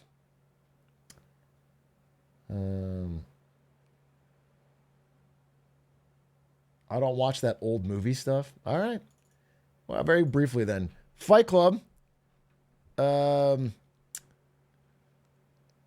do I explain Fight Club? It's about Edward Norton here living what at the time was considered to be the worst life possible, which is a well-off white guy in an office job. The worst life 1999 could ever imagine, which is the guy that has like health insurance and a stable income and a 401k and a reliable job and an apartment or anyway. In 99, this is like a really terrible thing to have, as American Beauty and The Matrix will also tell you. And so Edward Norton is like really depressed with this life. It's like very monotonous and boring. He doesn't like it. And so he starts to like hallucinate a bit. He starts to have like these weird out-of-body experiences. And in order to feel better about himself, he starts going to therapy sessions, like grief counseling for things he doesn't have, like Cancer Survivors Anonymous and like Bulimia Survivors Anonymous. He just like goes to these insane, and then like everyone's like, oh, thank you. And they're hugging him and crying and listening. And he's like, I feel better because people are listening to me, even though I don't have any of these things. He has insomnia. I'm sorry. He has insomnia. He can't sleep. And then one day he meets Tyler Durden here, played by Brad Pitt, who's like fucking cool and outgoing and doesn't care about the rules and doesn't follow the rules and like lives by his own code and does crazy things. And together they start hanging out and, you know, he starts breaking the rules. And anyway, while hanging out outside after a bar one time, they fight, they fist fight. And he starts feeling alive. Just the mere act of fighting someone makes him feel alive. You know, it's the rush, the thrust, it's the idea of doing something you're not supposed to do, the idea of you learn more about yourself. Okay? That's the idea. So he has this fight. Anyway, then the movie ensues and this gets more and more out of hand. So they start a fight club, an underground fight club, where other disaffected men who are like bored with the status quo start going to this fight club to fight each other to feel more alive, to feel some sorts of masculinity or purpose or whatever. And the fight club grows and grows. And eventually it goes from being a fight club to a domestic terrorist organization.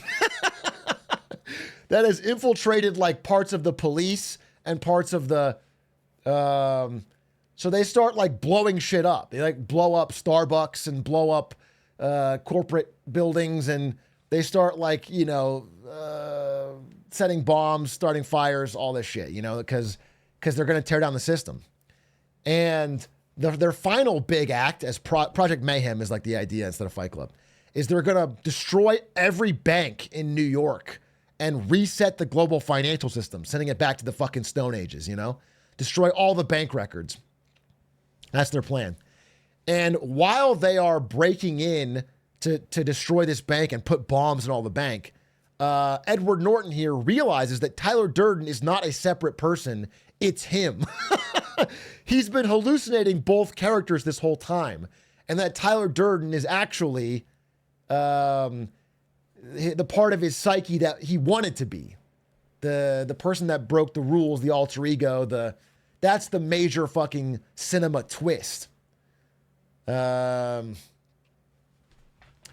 and it flashes back to all the scenes where he was fighting Tyler, and actually he was fighting himself. And there's all these clues throughout the movie that are actually pretty cool upon rewatch, so it's still worth watching.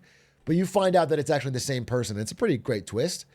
And then he takes a gun, puts it into his cheek, and shoots himself, and then somehow survives but kills Tyler Durden. Never really super explained. But he shoots himself, killing only that part of his brain. And now he's back to being Edward Norton, but it's too late because he looks out the window and the final scene is all the banks of New York blowing up. And then he says, "You met me at a strange time in my life." And then it plays that dope song. What was that song? Where is my mind? Cinema. The Pixies. Yeah, it plays the fucking Pixies. Plays the Pixies, Where's My Mind, dude? And it fucking goes nuts. And then everyone holds their hand up, cinema.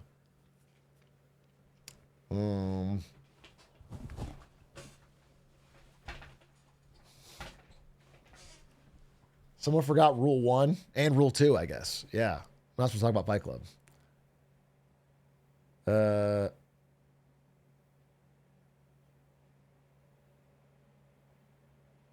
This is going to be the most disliked video on Big A Clips. I don't think this is going to be a clip. I don't know why I'm doing this. It's just fun. It's just fun. It's just fun, dude.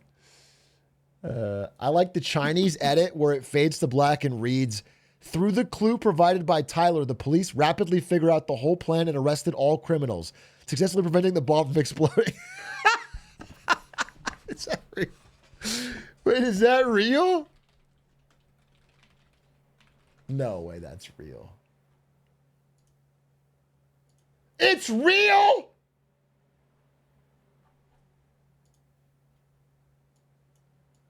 I want you to really listen to me. Okay. My eyes are open.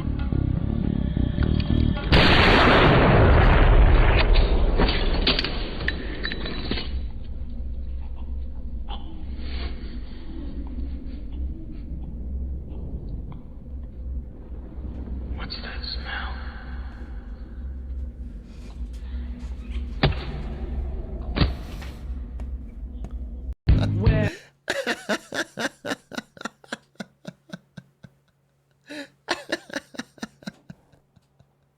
Cinema. Cinema.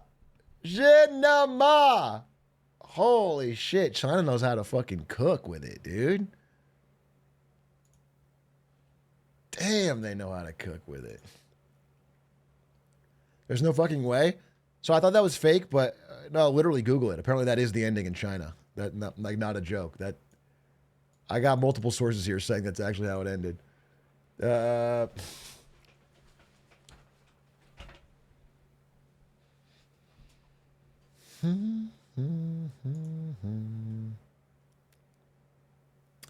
Have you seen the movie Nope? Speaking of gun violence, yeah, I saw the movie Nope. Our tickets were funded because we never got to see the ending. And like, they gave her the runaround. It was like, there's this whole fucking 40-step process. They were trying to save fucking $18. It was crazy. Fuck you. We didn't see the movie.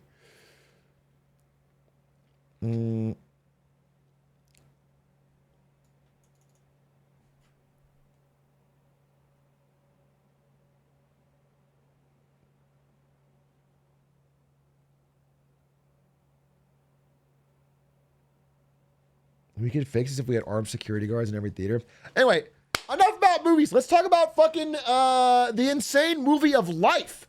Because The Atlantic reports that the Trump administration accidentally texted me its war plans.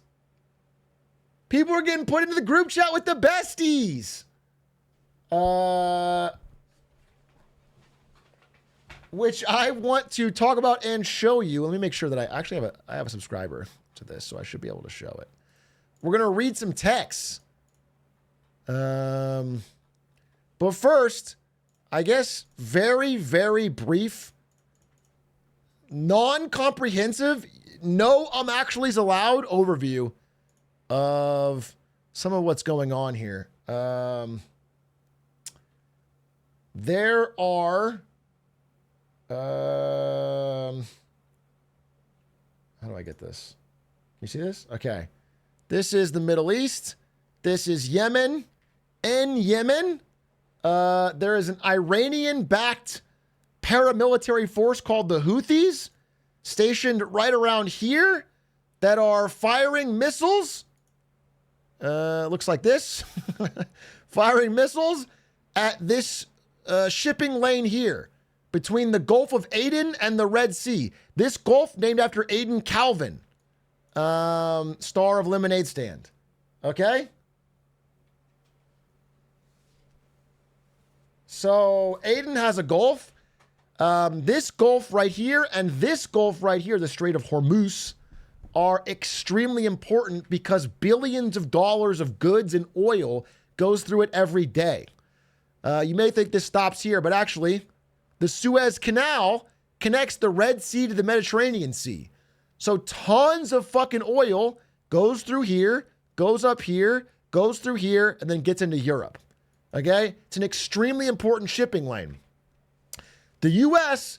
has been putting pressure on Iran to not build nuclear weapons, not enrich uranium for nuclear weapons.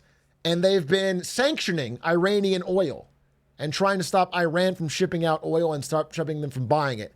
And in response to that, Iran has funded, there's other reasons, but I'm just talking about the economic ones. Iran has funded the Houthis in Yemen to stop oil shipments through here because the chaos this creates, first of all, creates a higher oil price, which makes it easier to sell some of their unmarked black tanker Iranian oil on the global market. It raises the oil price. So it's like this back and forth battle for oil dominance, basically. And the United States has aircraft carriers that show up in this strait to try and keep the flow of goods going by fighting the Houthis. That is where the battle has been going on for a long time. This is a quick geopolitical overview to keep these ships running. Now, the primary beneficiary of this is indeed Europe, since most of the goods that go through here go to Europe. It's like, I think 3% America, fucking 60% Europe or something like that. Now, the real problem, at least until very recently, has been that this is very, very, very expensive. Extremely expensive. And this is very, very cheap. Extraordinarily cheap. So like until recently, I'm talking about it a little bit more, but until very recently, you would be sending like a missile that costs $1 million, I'm not exaggerating, to shoot down a drone that costs $12K. So yes, America has more money, but it's an inopportune situation to be doing $1 million missiles to stop. There's an imbalance in cost. This is like the 2023 era. It's changing a little bit now, but that's... So I want to give you this context because that's the situation we find ourselves in as we go into these texts. What's not mentioned and what is important is that with conflict here, the global oil price, just with this being like difficult to ship through, is like 60 to 70 bucks. I think that's what it is right now, which is elevated because of conflict here. If for whatever reason, Iran ever tries to block this Gulf, oil price could go to 140, dude. If this ever escalates to the point where it goes from this one to this one, this is going to be fucking catastrophic. This is going to be catastrophic. So, I work in supply chain. What's coming around the bottom of Africa now? Yeah, again, that's when this gets closed, shipments sometimes have to go all the way down around Africa, as you can see right here, which takes like 10 plus days and is thousands of dollars more expensive. So like this being blocked has geopolitical repercussions. And the United States has made it its goal to keep shipping lanes open for a long time. They spend a lot of money on it. So that is where this situation comes to, and that's why there is a conflict between the Houthi rebels and America. Now, all that being said, Pete Hesgeth new phone Houthis. Because they have a private group chat called Houthi PC Small Group, which consists of all these people, where they discuss their strategy to do additional attacks on Yemen to fight the Houthis and keep the shipping lanes open. And all of these people this group shouldn't exist because you shouldn't be having signal private chats for government actions. Actually, I believe it's illegal. You're supposed to have these be recorded for the Freedom of Information Act. Even if they're sealed for now, they should be. I don't think you're allowed to have a signal private chat. It's too informal. But either way, these people should all be in there because they're discussing this military action. And they're supposed to have all these people plus one person with the initials JG.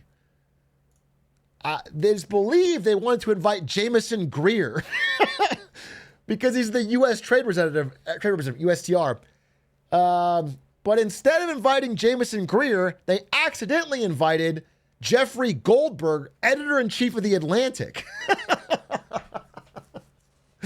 when discussing their plan to do military action in Yemen. And so Jeffrey Goldberg, editor-in-chief of, again, a left-leaning magazine, The Atlantic, is like being handed on a silver platter the private texts of people discussing war planning. It's insane. It's an insane operational security lapse. It's crazy. I mean, it's really, really insane. So Jeffrey Goldberg's in this group chat, and they're saying shit like this.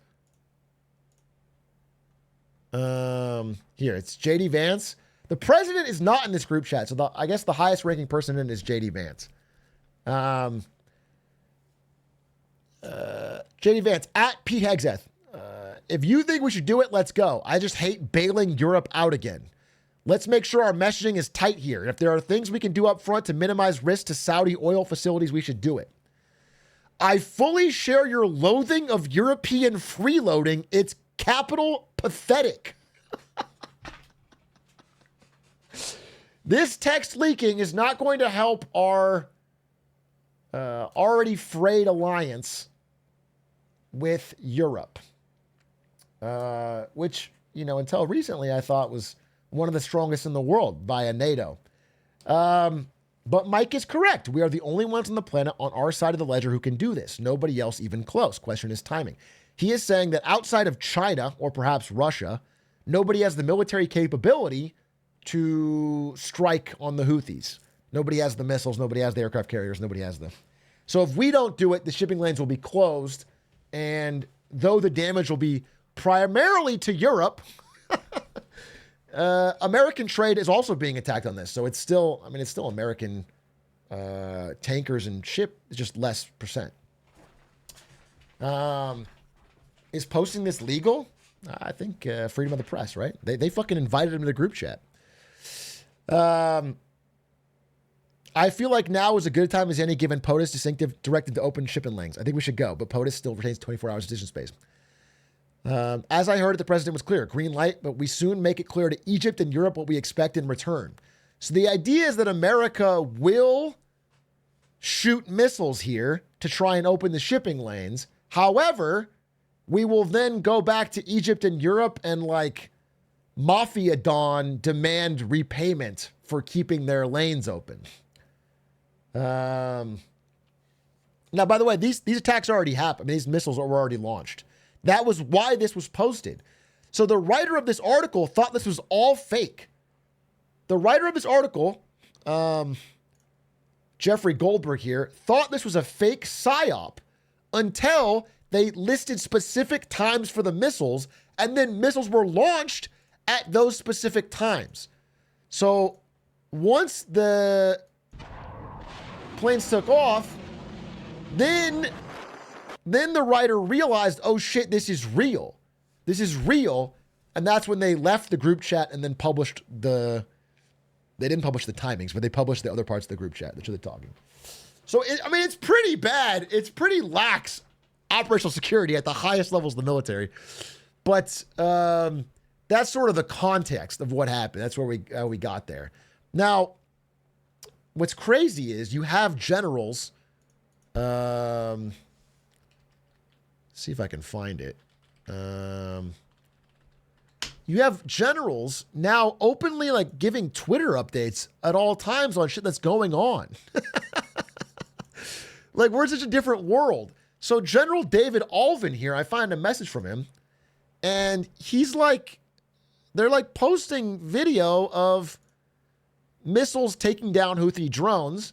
So I can say that they have at least recognized the cost problem and are now noticing that the new versions, the APKWS, only cost $35K versus the previous cost of $1 million. Then he adds this weird fucking Walmart style slogan: more savings, more lethality, more Air Force. Which again, I don't know why generals are soft pitching marketing slogans on Twitter, but from a keeping shipping lanes open strategy, this is at least an update for America, because the cost thing was getting out of hand. Like, the $1 million one was not sustainable. So if this is reasonable, then at least they can go match for match on the drones. Have they considered giving Shohei Ohtani a baseball to knock the drones out of the air? Could be more cost effective. Anyway, let's read more of these texts. We also need to figure out how to enforce such a requirement.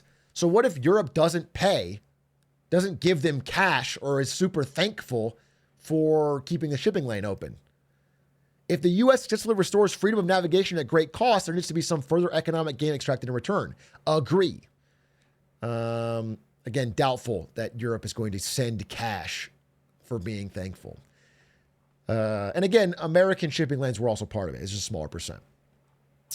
But then you get to the good stuff here, where after the strikes happen, there's like everybody backslapping in the group chat, and Michael Waltz drops fist emoji, American flag emoji, fire emoji.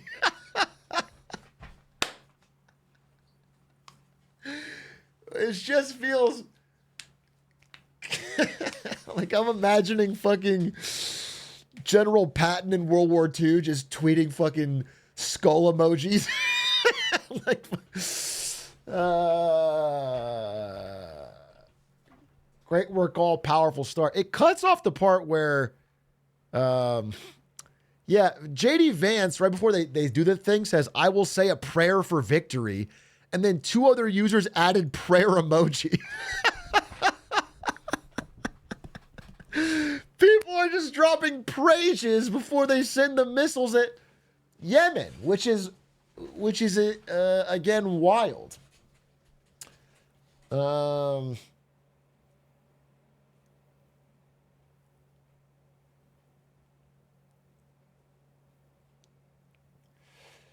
So that's where we find ourselves, folks. Now, I believe an intelligence service in America did confirm these texts. And because of the dates and times of the missile launches, it seems pretty open and shut. But when Pete Hesgeth did land his plane recently, he denied them. He did deny the texts. Though I think that's going to be hard to hold up. Just given how they line up with the character of everyone involved, and also the times and dates of the missile launches.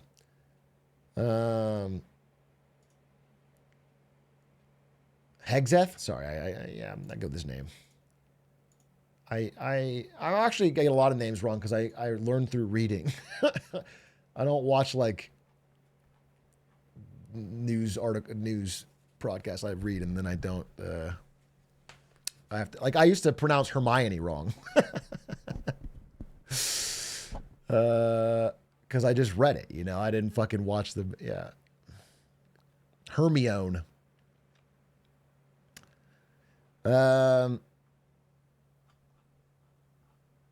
But yeah, what I'll say is, so the next, if you want to like be a little more forward thinking about all this, is like the real economic issue here, if we're sticking to econ, is that the biggest will they, won't they has been whether or not Iran will ever, because they're right here, right? They have this whole shoreline. If they mined up or did any kind of blocking to this strait, like $1.6 billion of oil goes through this every day. Just all of Saudi Arabia sends their oil out through this way. Like if they block this, it'll cause a doubling of global oil price. It'll be, and possibly like all out war. I mean, it would be, like Kuwait sends their oil out. There's Qatar sends their oil out through this. It's a very important strait. And they've never done it, by the way, for forever, ever. Not in the history, not even like 70s, never. Iran has threatened it many, many times, but never done it because, first of all, if they do, it prevents their own ships from getting out. Like if they actually mined it up. And Iran is entirely funded by oil money. So it feels like an empty threat, but even a slight disruption here, like missiles fired here, would cause global market turmoil. And obviously, if their plan of funding rebels here doesn't work and they did something here, it would cause. So the Strait of Hormuz is very important and I think under discussed. Term oil.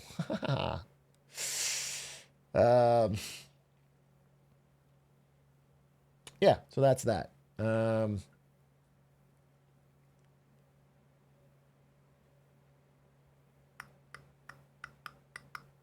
I can't imagine Trump reaction. I mean, again, the Trump maximum pressure campaign, as they've been calling it, is designed to get Iran to denuclearize because they have enriched uranium, which they say is being used for a power plant, but the idea is could be used for weapons.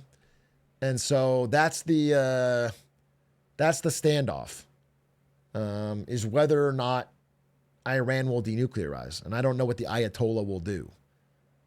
I don't know. I assume not. They've said they're not going to respond. They're not going to give in to the pressure or whatever. So it could escalate and then we don't know where it goes. But that's the idea. That's where we're at.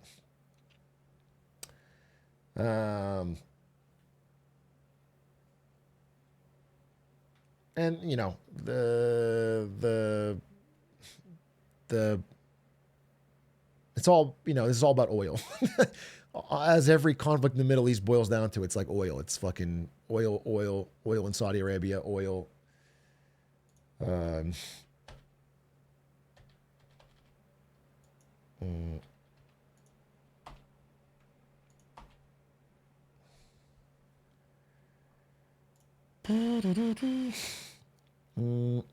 Have we considered getting our oil from Titan instead? What's Titan?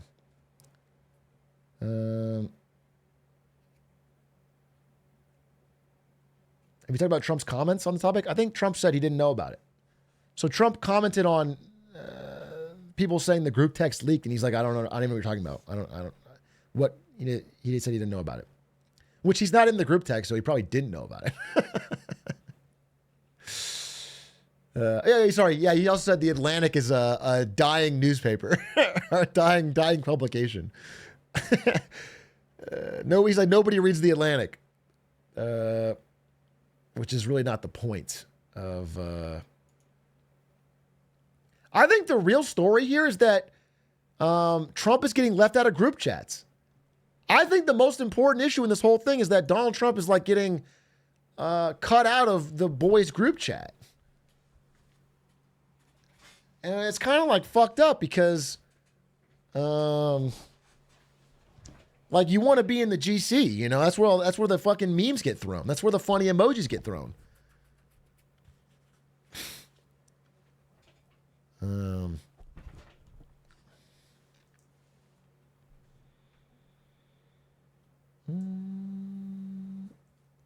No, but the reason he's not in it is because the opening of the group chat is Vance disagreeing with Trump. That's why he's not in it. Vance is saying that he doesn't think we should do this missile strike because, and that's his reason, is that he doesn't want to bail out Europe. He basically says, we'll take the loss on shipping so that Europe prices will go even higher and they'll have to fucking go blow up the Houthis.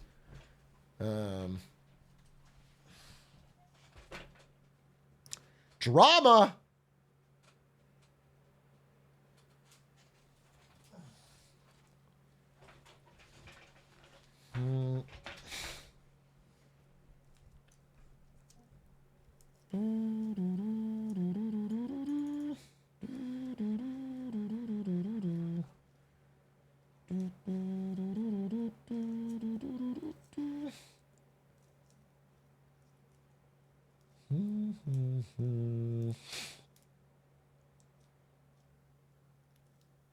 I don't understand why the U.S. wants to lose soft power they have. I mean, for better or worse, you know, my general stance is for worse, but this administration seems really focused on only hard power.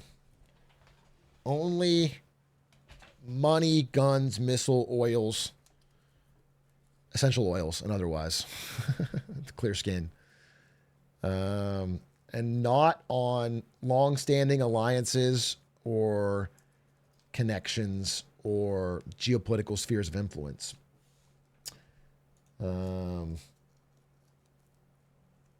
That's their stance. I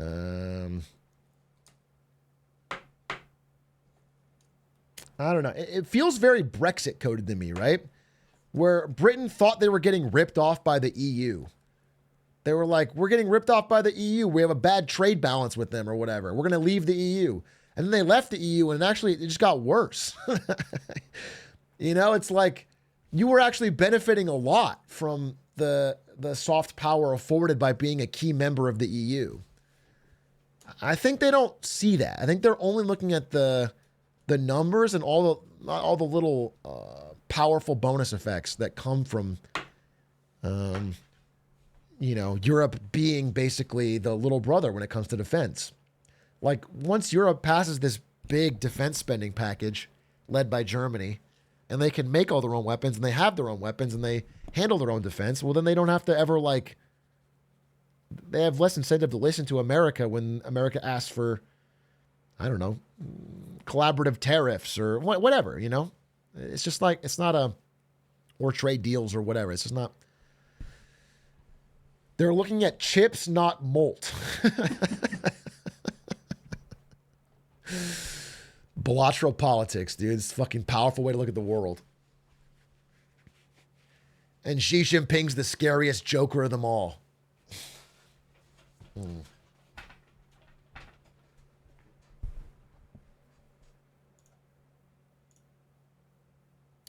How come my comments don't get noticed? Bro, what kind of fucking main character ass syndrome do you have, bro? There's 5,844 people in here. You've sent 8 messages. I've been talking about something, and you're fucking... Why is she really respond to everything I fucking say?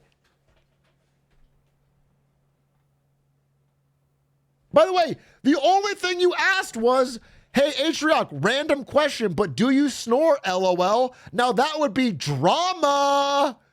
That's what you said. That is the question I didn't respond. And you're fucking pissed? Why didn't I get noticed? Yeah, I already got noticed. I don't snore.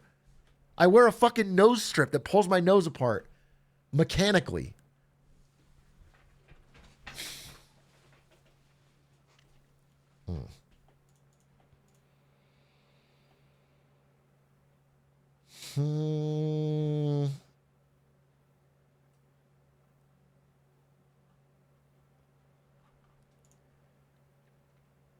Like the guy on TikTok?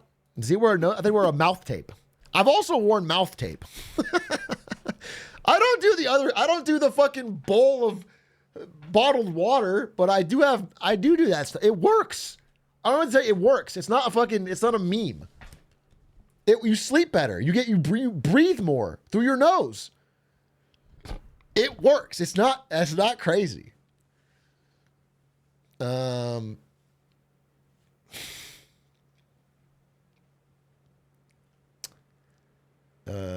No, it's so dangerous. No, it's not dangerous.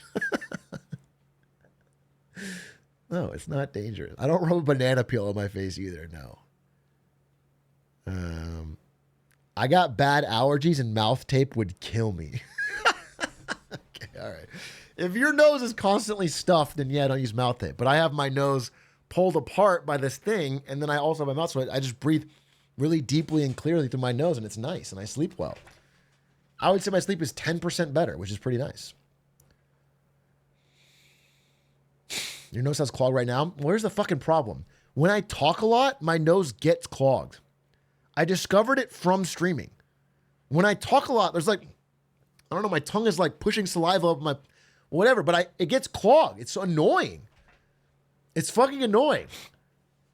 Like if I am sitting there silently alone for 6 hours being a loser and not talking to anybody, I breathe fine. And then I go live and start talking and it's like, it's fucking annoying. Actually I'm gonna blow my nose right now.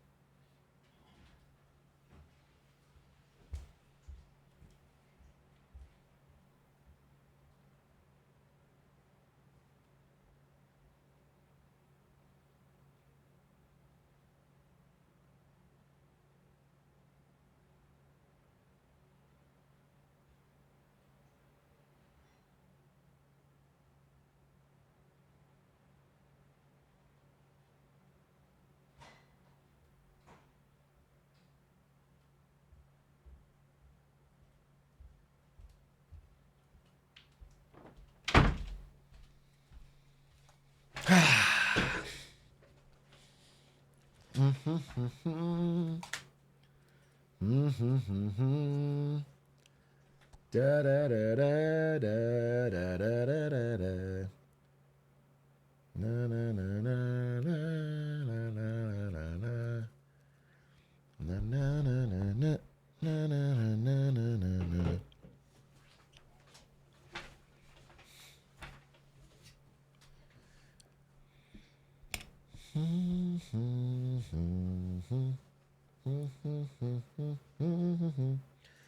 Not really. Europe has lapsed for decades in their defense obligations to NATO despite Democratic Republican administrations. They know in a war with China and Russia, the U.S. will back them up, but the recent reinvestments in defense only been from that reality fracturing under Trump.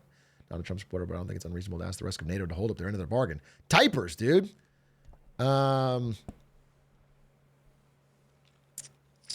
My response would be unreasonable is kind of a weasel word there, right? People have asked before. You can always ask. And if you were to find a way to do it where it seems like their idea, you can get them to spend more, it's fine. But to pretend like the whole situation hasn't been to the U.S.'s benefit is crazy.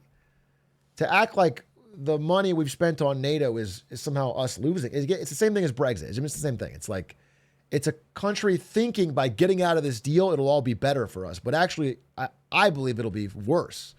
It'll be more isolating with another strategic power that is at odds with us.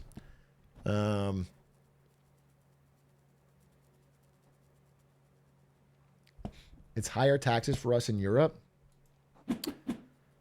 Well, no, I mean, the thing is, the money that Europe has historically saved on defense, they've spent on a more extensive social safety net, which they've been pretty proud of, rightfully so. But if they have to spend on defense, which they're doing now, I mean, they're going to encounter pains with that because they're already at the end of a debt cycle, same as everybody else. So it's going to be problems for Europe. I mean, every country's going to have problems, bro. We're at the part of history where every country's problems get real, dude. I want you to understand that. We're at the end of the party when they turn the lights on. The 2020s are the end of the party where the lights go on and everyone's fucking hungover and the cleanup has to start and it's bad. We're in the bad part. And it's going to be messy and it's going to be painful and it's going to break alliances and it's going to cause problems and there's going to be unrest and political upheaval, and we're at the shitty part of the party. Zoomers, you got born at a really bad time. And millennials too, I guess, but especially Zoomers. Yeah, we're in the find out era. So, but you know, there's a way to approach this era that could be with like a little bit of grace, and I'm just not. I'm finding that lacking from this administration. I feel like they're like throwing kerosene on the fire. But there was something I liked. Oh, I forgot. There was something I wanted to give.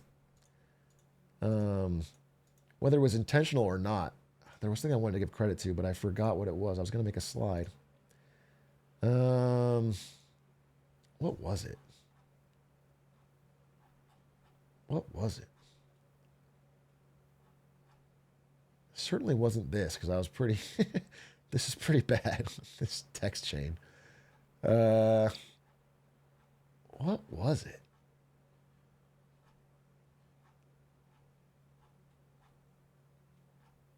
I'm trying to fucking thick through my notes. What was it? This is funny. This is a good meme about the text group.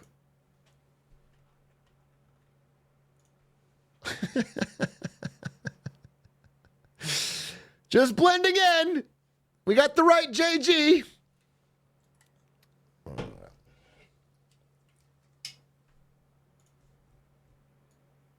What was it? I talked about the...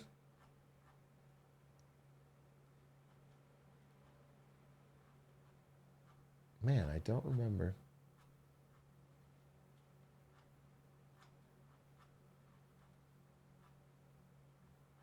If I remember, I'll tell you. 23andMe, I already talked about it.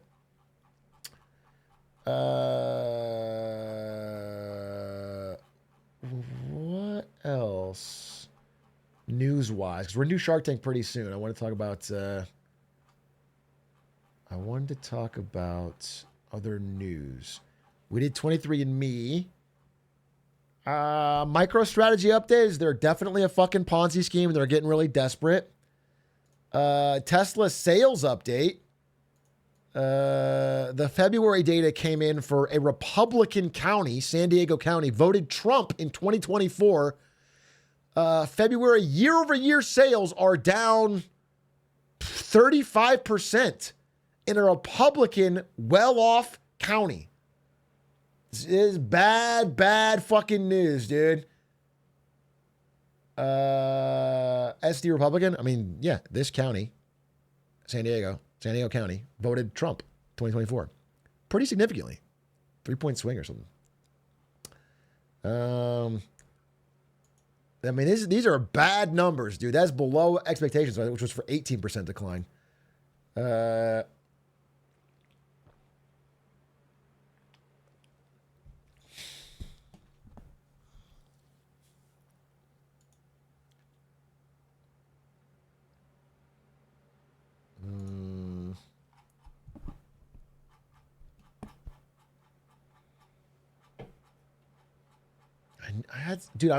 I'm sorry. I want to move on, but I just feel like there's something I wanted to talk about that I'm missing. There's something I wanted to talk about, but I'm missing it. Was it tariffs? Was it... Damn, I don't know. BYD? I definitely have a lot of stuff to say about BYD. A lot of stuff to say about BYD. But I'm doing a full What's Up Beijing. A bigger one. I've been working on it with Stefik. I'm doing a full Jinema What's Up Beijing YouTube video on all that stuff. So that'll be, I think, exactly one Monday from today. Yeah, the end of March 31st. Yeah, we should be done.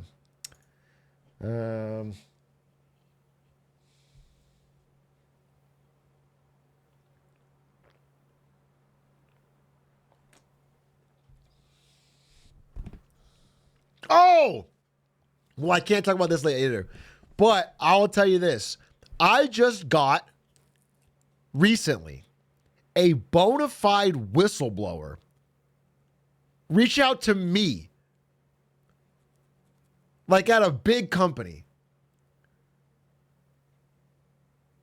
I'm not going, I don't want to give any more details, and I'm going to be very careful to be as anonymous as possible. But it's very interesting, and the information I got is material. And I think I can make a really compelling video about it. I mean, I'm not going to do this, but theoretically I could insider trade on this information. Like, instead, I'm going to publish it. Instead, I'm going to fucking publish it.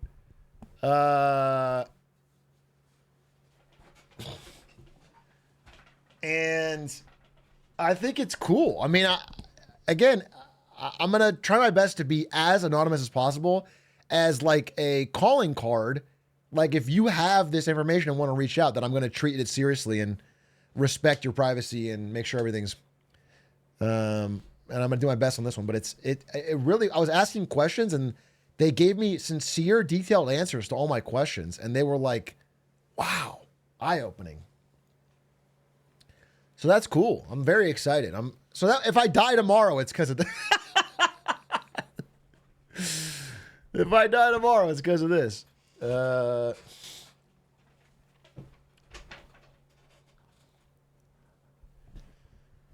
It's not. I mean, it's very interesting, and it is unique and insider, but it's not like I don't think it's a crime. I don't think it's illegal.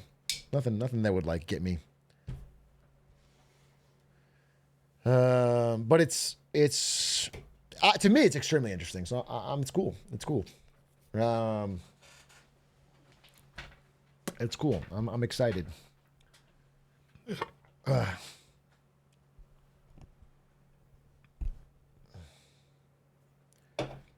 How do you vet a source like that for truthfulness?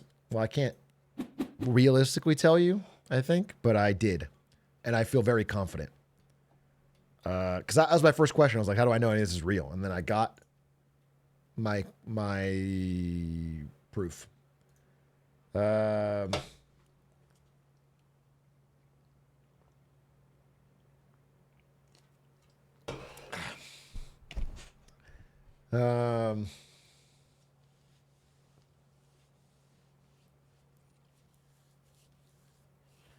he said my dad works at Microsoft when I was playing Halo. And I said, really? And then he sent me a screenshot of Master Chief saying, speech bubble, he's my dad. And then I was like, well, that's proof. And he told me that Halo Elite is coming out, a secret brand new Halo game that is only for true super fans. And it's going to fucking shake the whole industry on its head.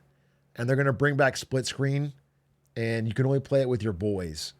And you have to like get a Mountain Dew and like a pizza, and like you got to play it in person. And it's like fucking classic Halo, like the way it used to be. And it's got like cool gun sounds, and like the story's good again. And it's like really fun. That's what he told me. So the leak is out.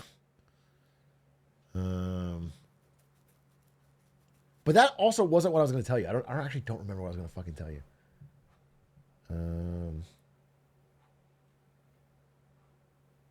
Damn. It's going to hit me so hard.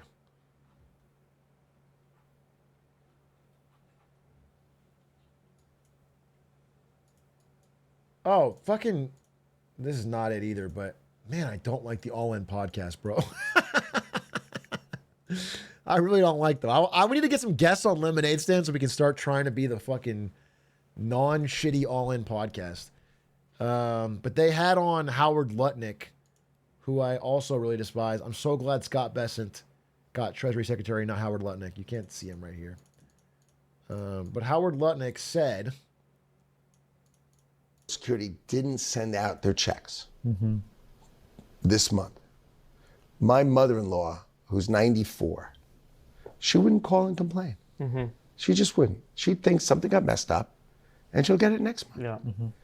A fraudster always makes the loudest noise, screaming, yelling, and complaining. So he made the case that, like, if for whatever reason Social Security checks didn't come, the normal thing to do is just sit there and say nothing. Like, if any old person complains because they didn't get their Social Security check, it's because they're a fraudster. It's like, what are you fucking talking about? For a lot of old people, that's like their only income. That, of course, they're going to reach out about it. If it doesn't come, they can't afford their fucking bills. It's an insane thing to say for a guy worth fucking 1.2 billion or whatever. It doesn't make any fucking sense. But he's not our Treasury Secretary, thank God.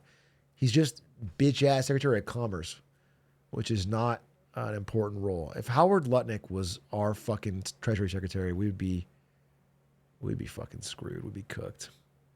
That guy has no fucking. Besson isn't much better. Besson is 10,000 times better, and you'll never understand it. You will literally never know. You are online politics pilled, you will never know that Scott Besson is actually 500 times better than Howard Lutnick in every fucking way, and it would be fucking so much worse. Hey,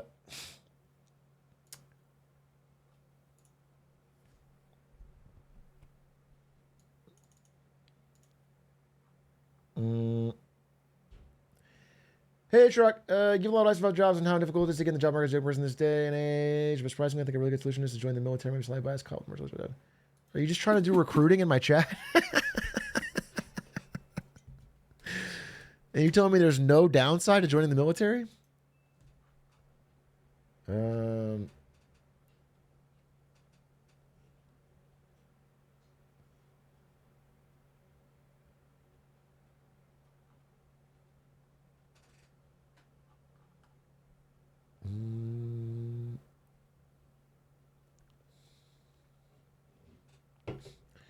It's not that bad. People always say it sucks, but it's reliable and the education is good. I mean, I considered it because I'm a military family and I grew up on military bases, but I'll be honest with you, man.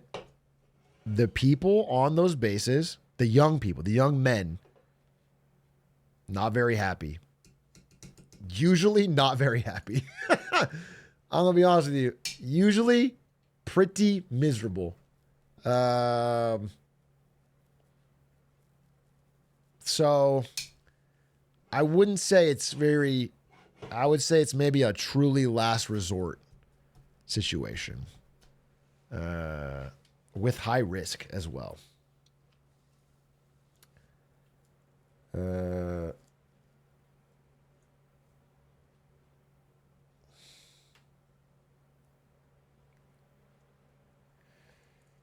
Just become a Twitch streamer instead. Yeah. Why doesn't everyone just stream on Twitch? It's free, easy money.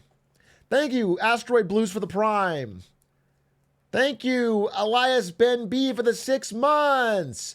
Elo29FH, thank you for the 3 months. T-Bone Twitch, thank you for the 22. Toke Tell Death, thank you for the 39. Newt, thank you for the 44. Marshmallow, thank you for the 7 months. Habit Pablo, thank you for the 20 months. I forgot it's the hardest job in the world, though. That's why. People don't do it because they think it would break them. Harder than the military? Yeah, I forgot. I forgot that it's actually most fucking difficult. I don't have what it takes. It's just weird that no one ever thanks streamers for their service. You know what I'm saying? It's weird there's no streamer discount at like restaurants or like the airport. Isn't that weird? Doesn't that feel kind of fucked up? Thank you for your service. You're welcome. You're welcome. You're welcome. How many tours? 4 tours, streamer. You should get a parking spot. Streamer parking spot. It's got like a YouTube logo on it or something.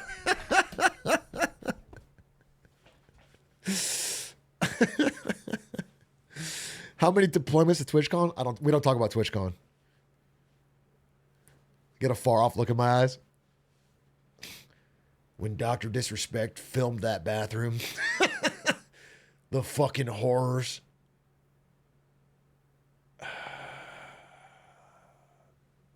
PTSD. Still keeps me up at night. When Dan Clancy came on that stage, his speech shook me to his core.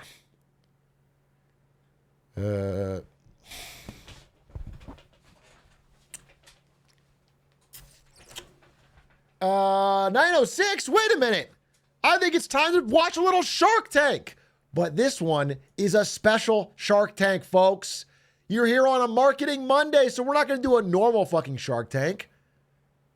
We're doing a special fucking Shark Tank. Okay? And that's why I want to talk to you about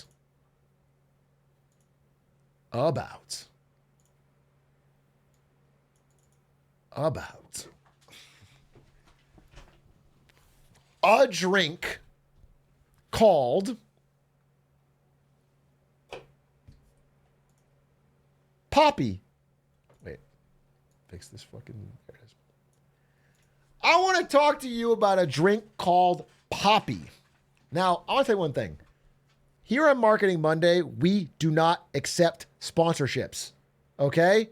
We have journalistic integrity. I will not shill any product on this stream. Cheers, my friends. And that's why I want to talk to you today about the delicious drink. Oh, I guess this is Poppy. Delicious drink. No, it's not that. I want to talk about Poppy because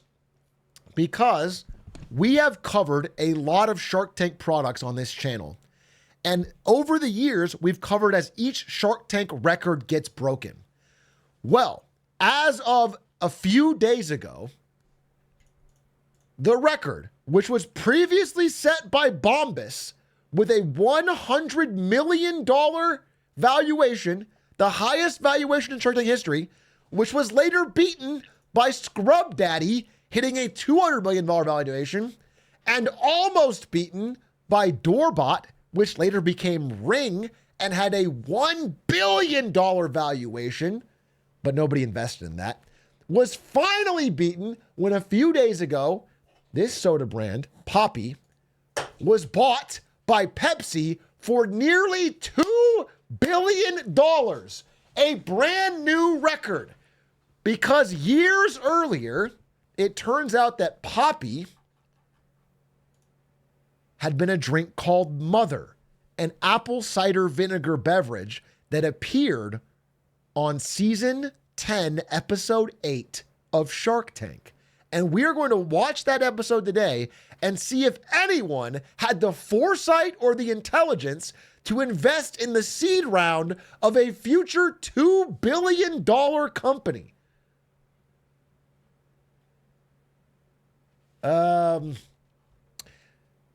I should tell you a little bit about the journey. Maybe we should watch the episode first, and then I explain to you where it went from there. Yeah, it sounds good. So let's watch the episode, then I'll explain to you where it went from there.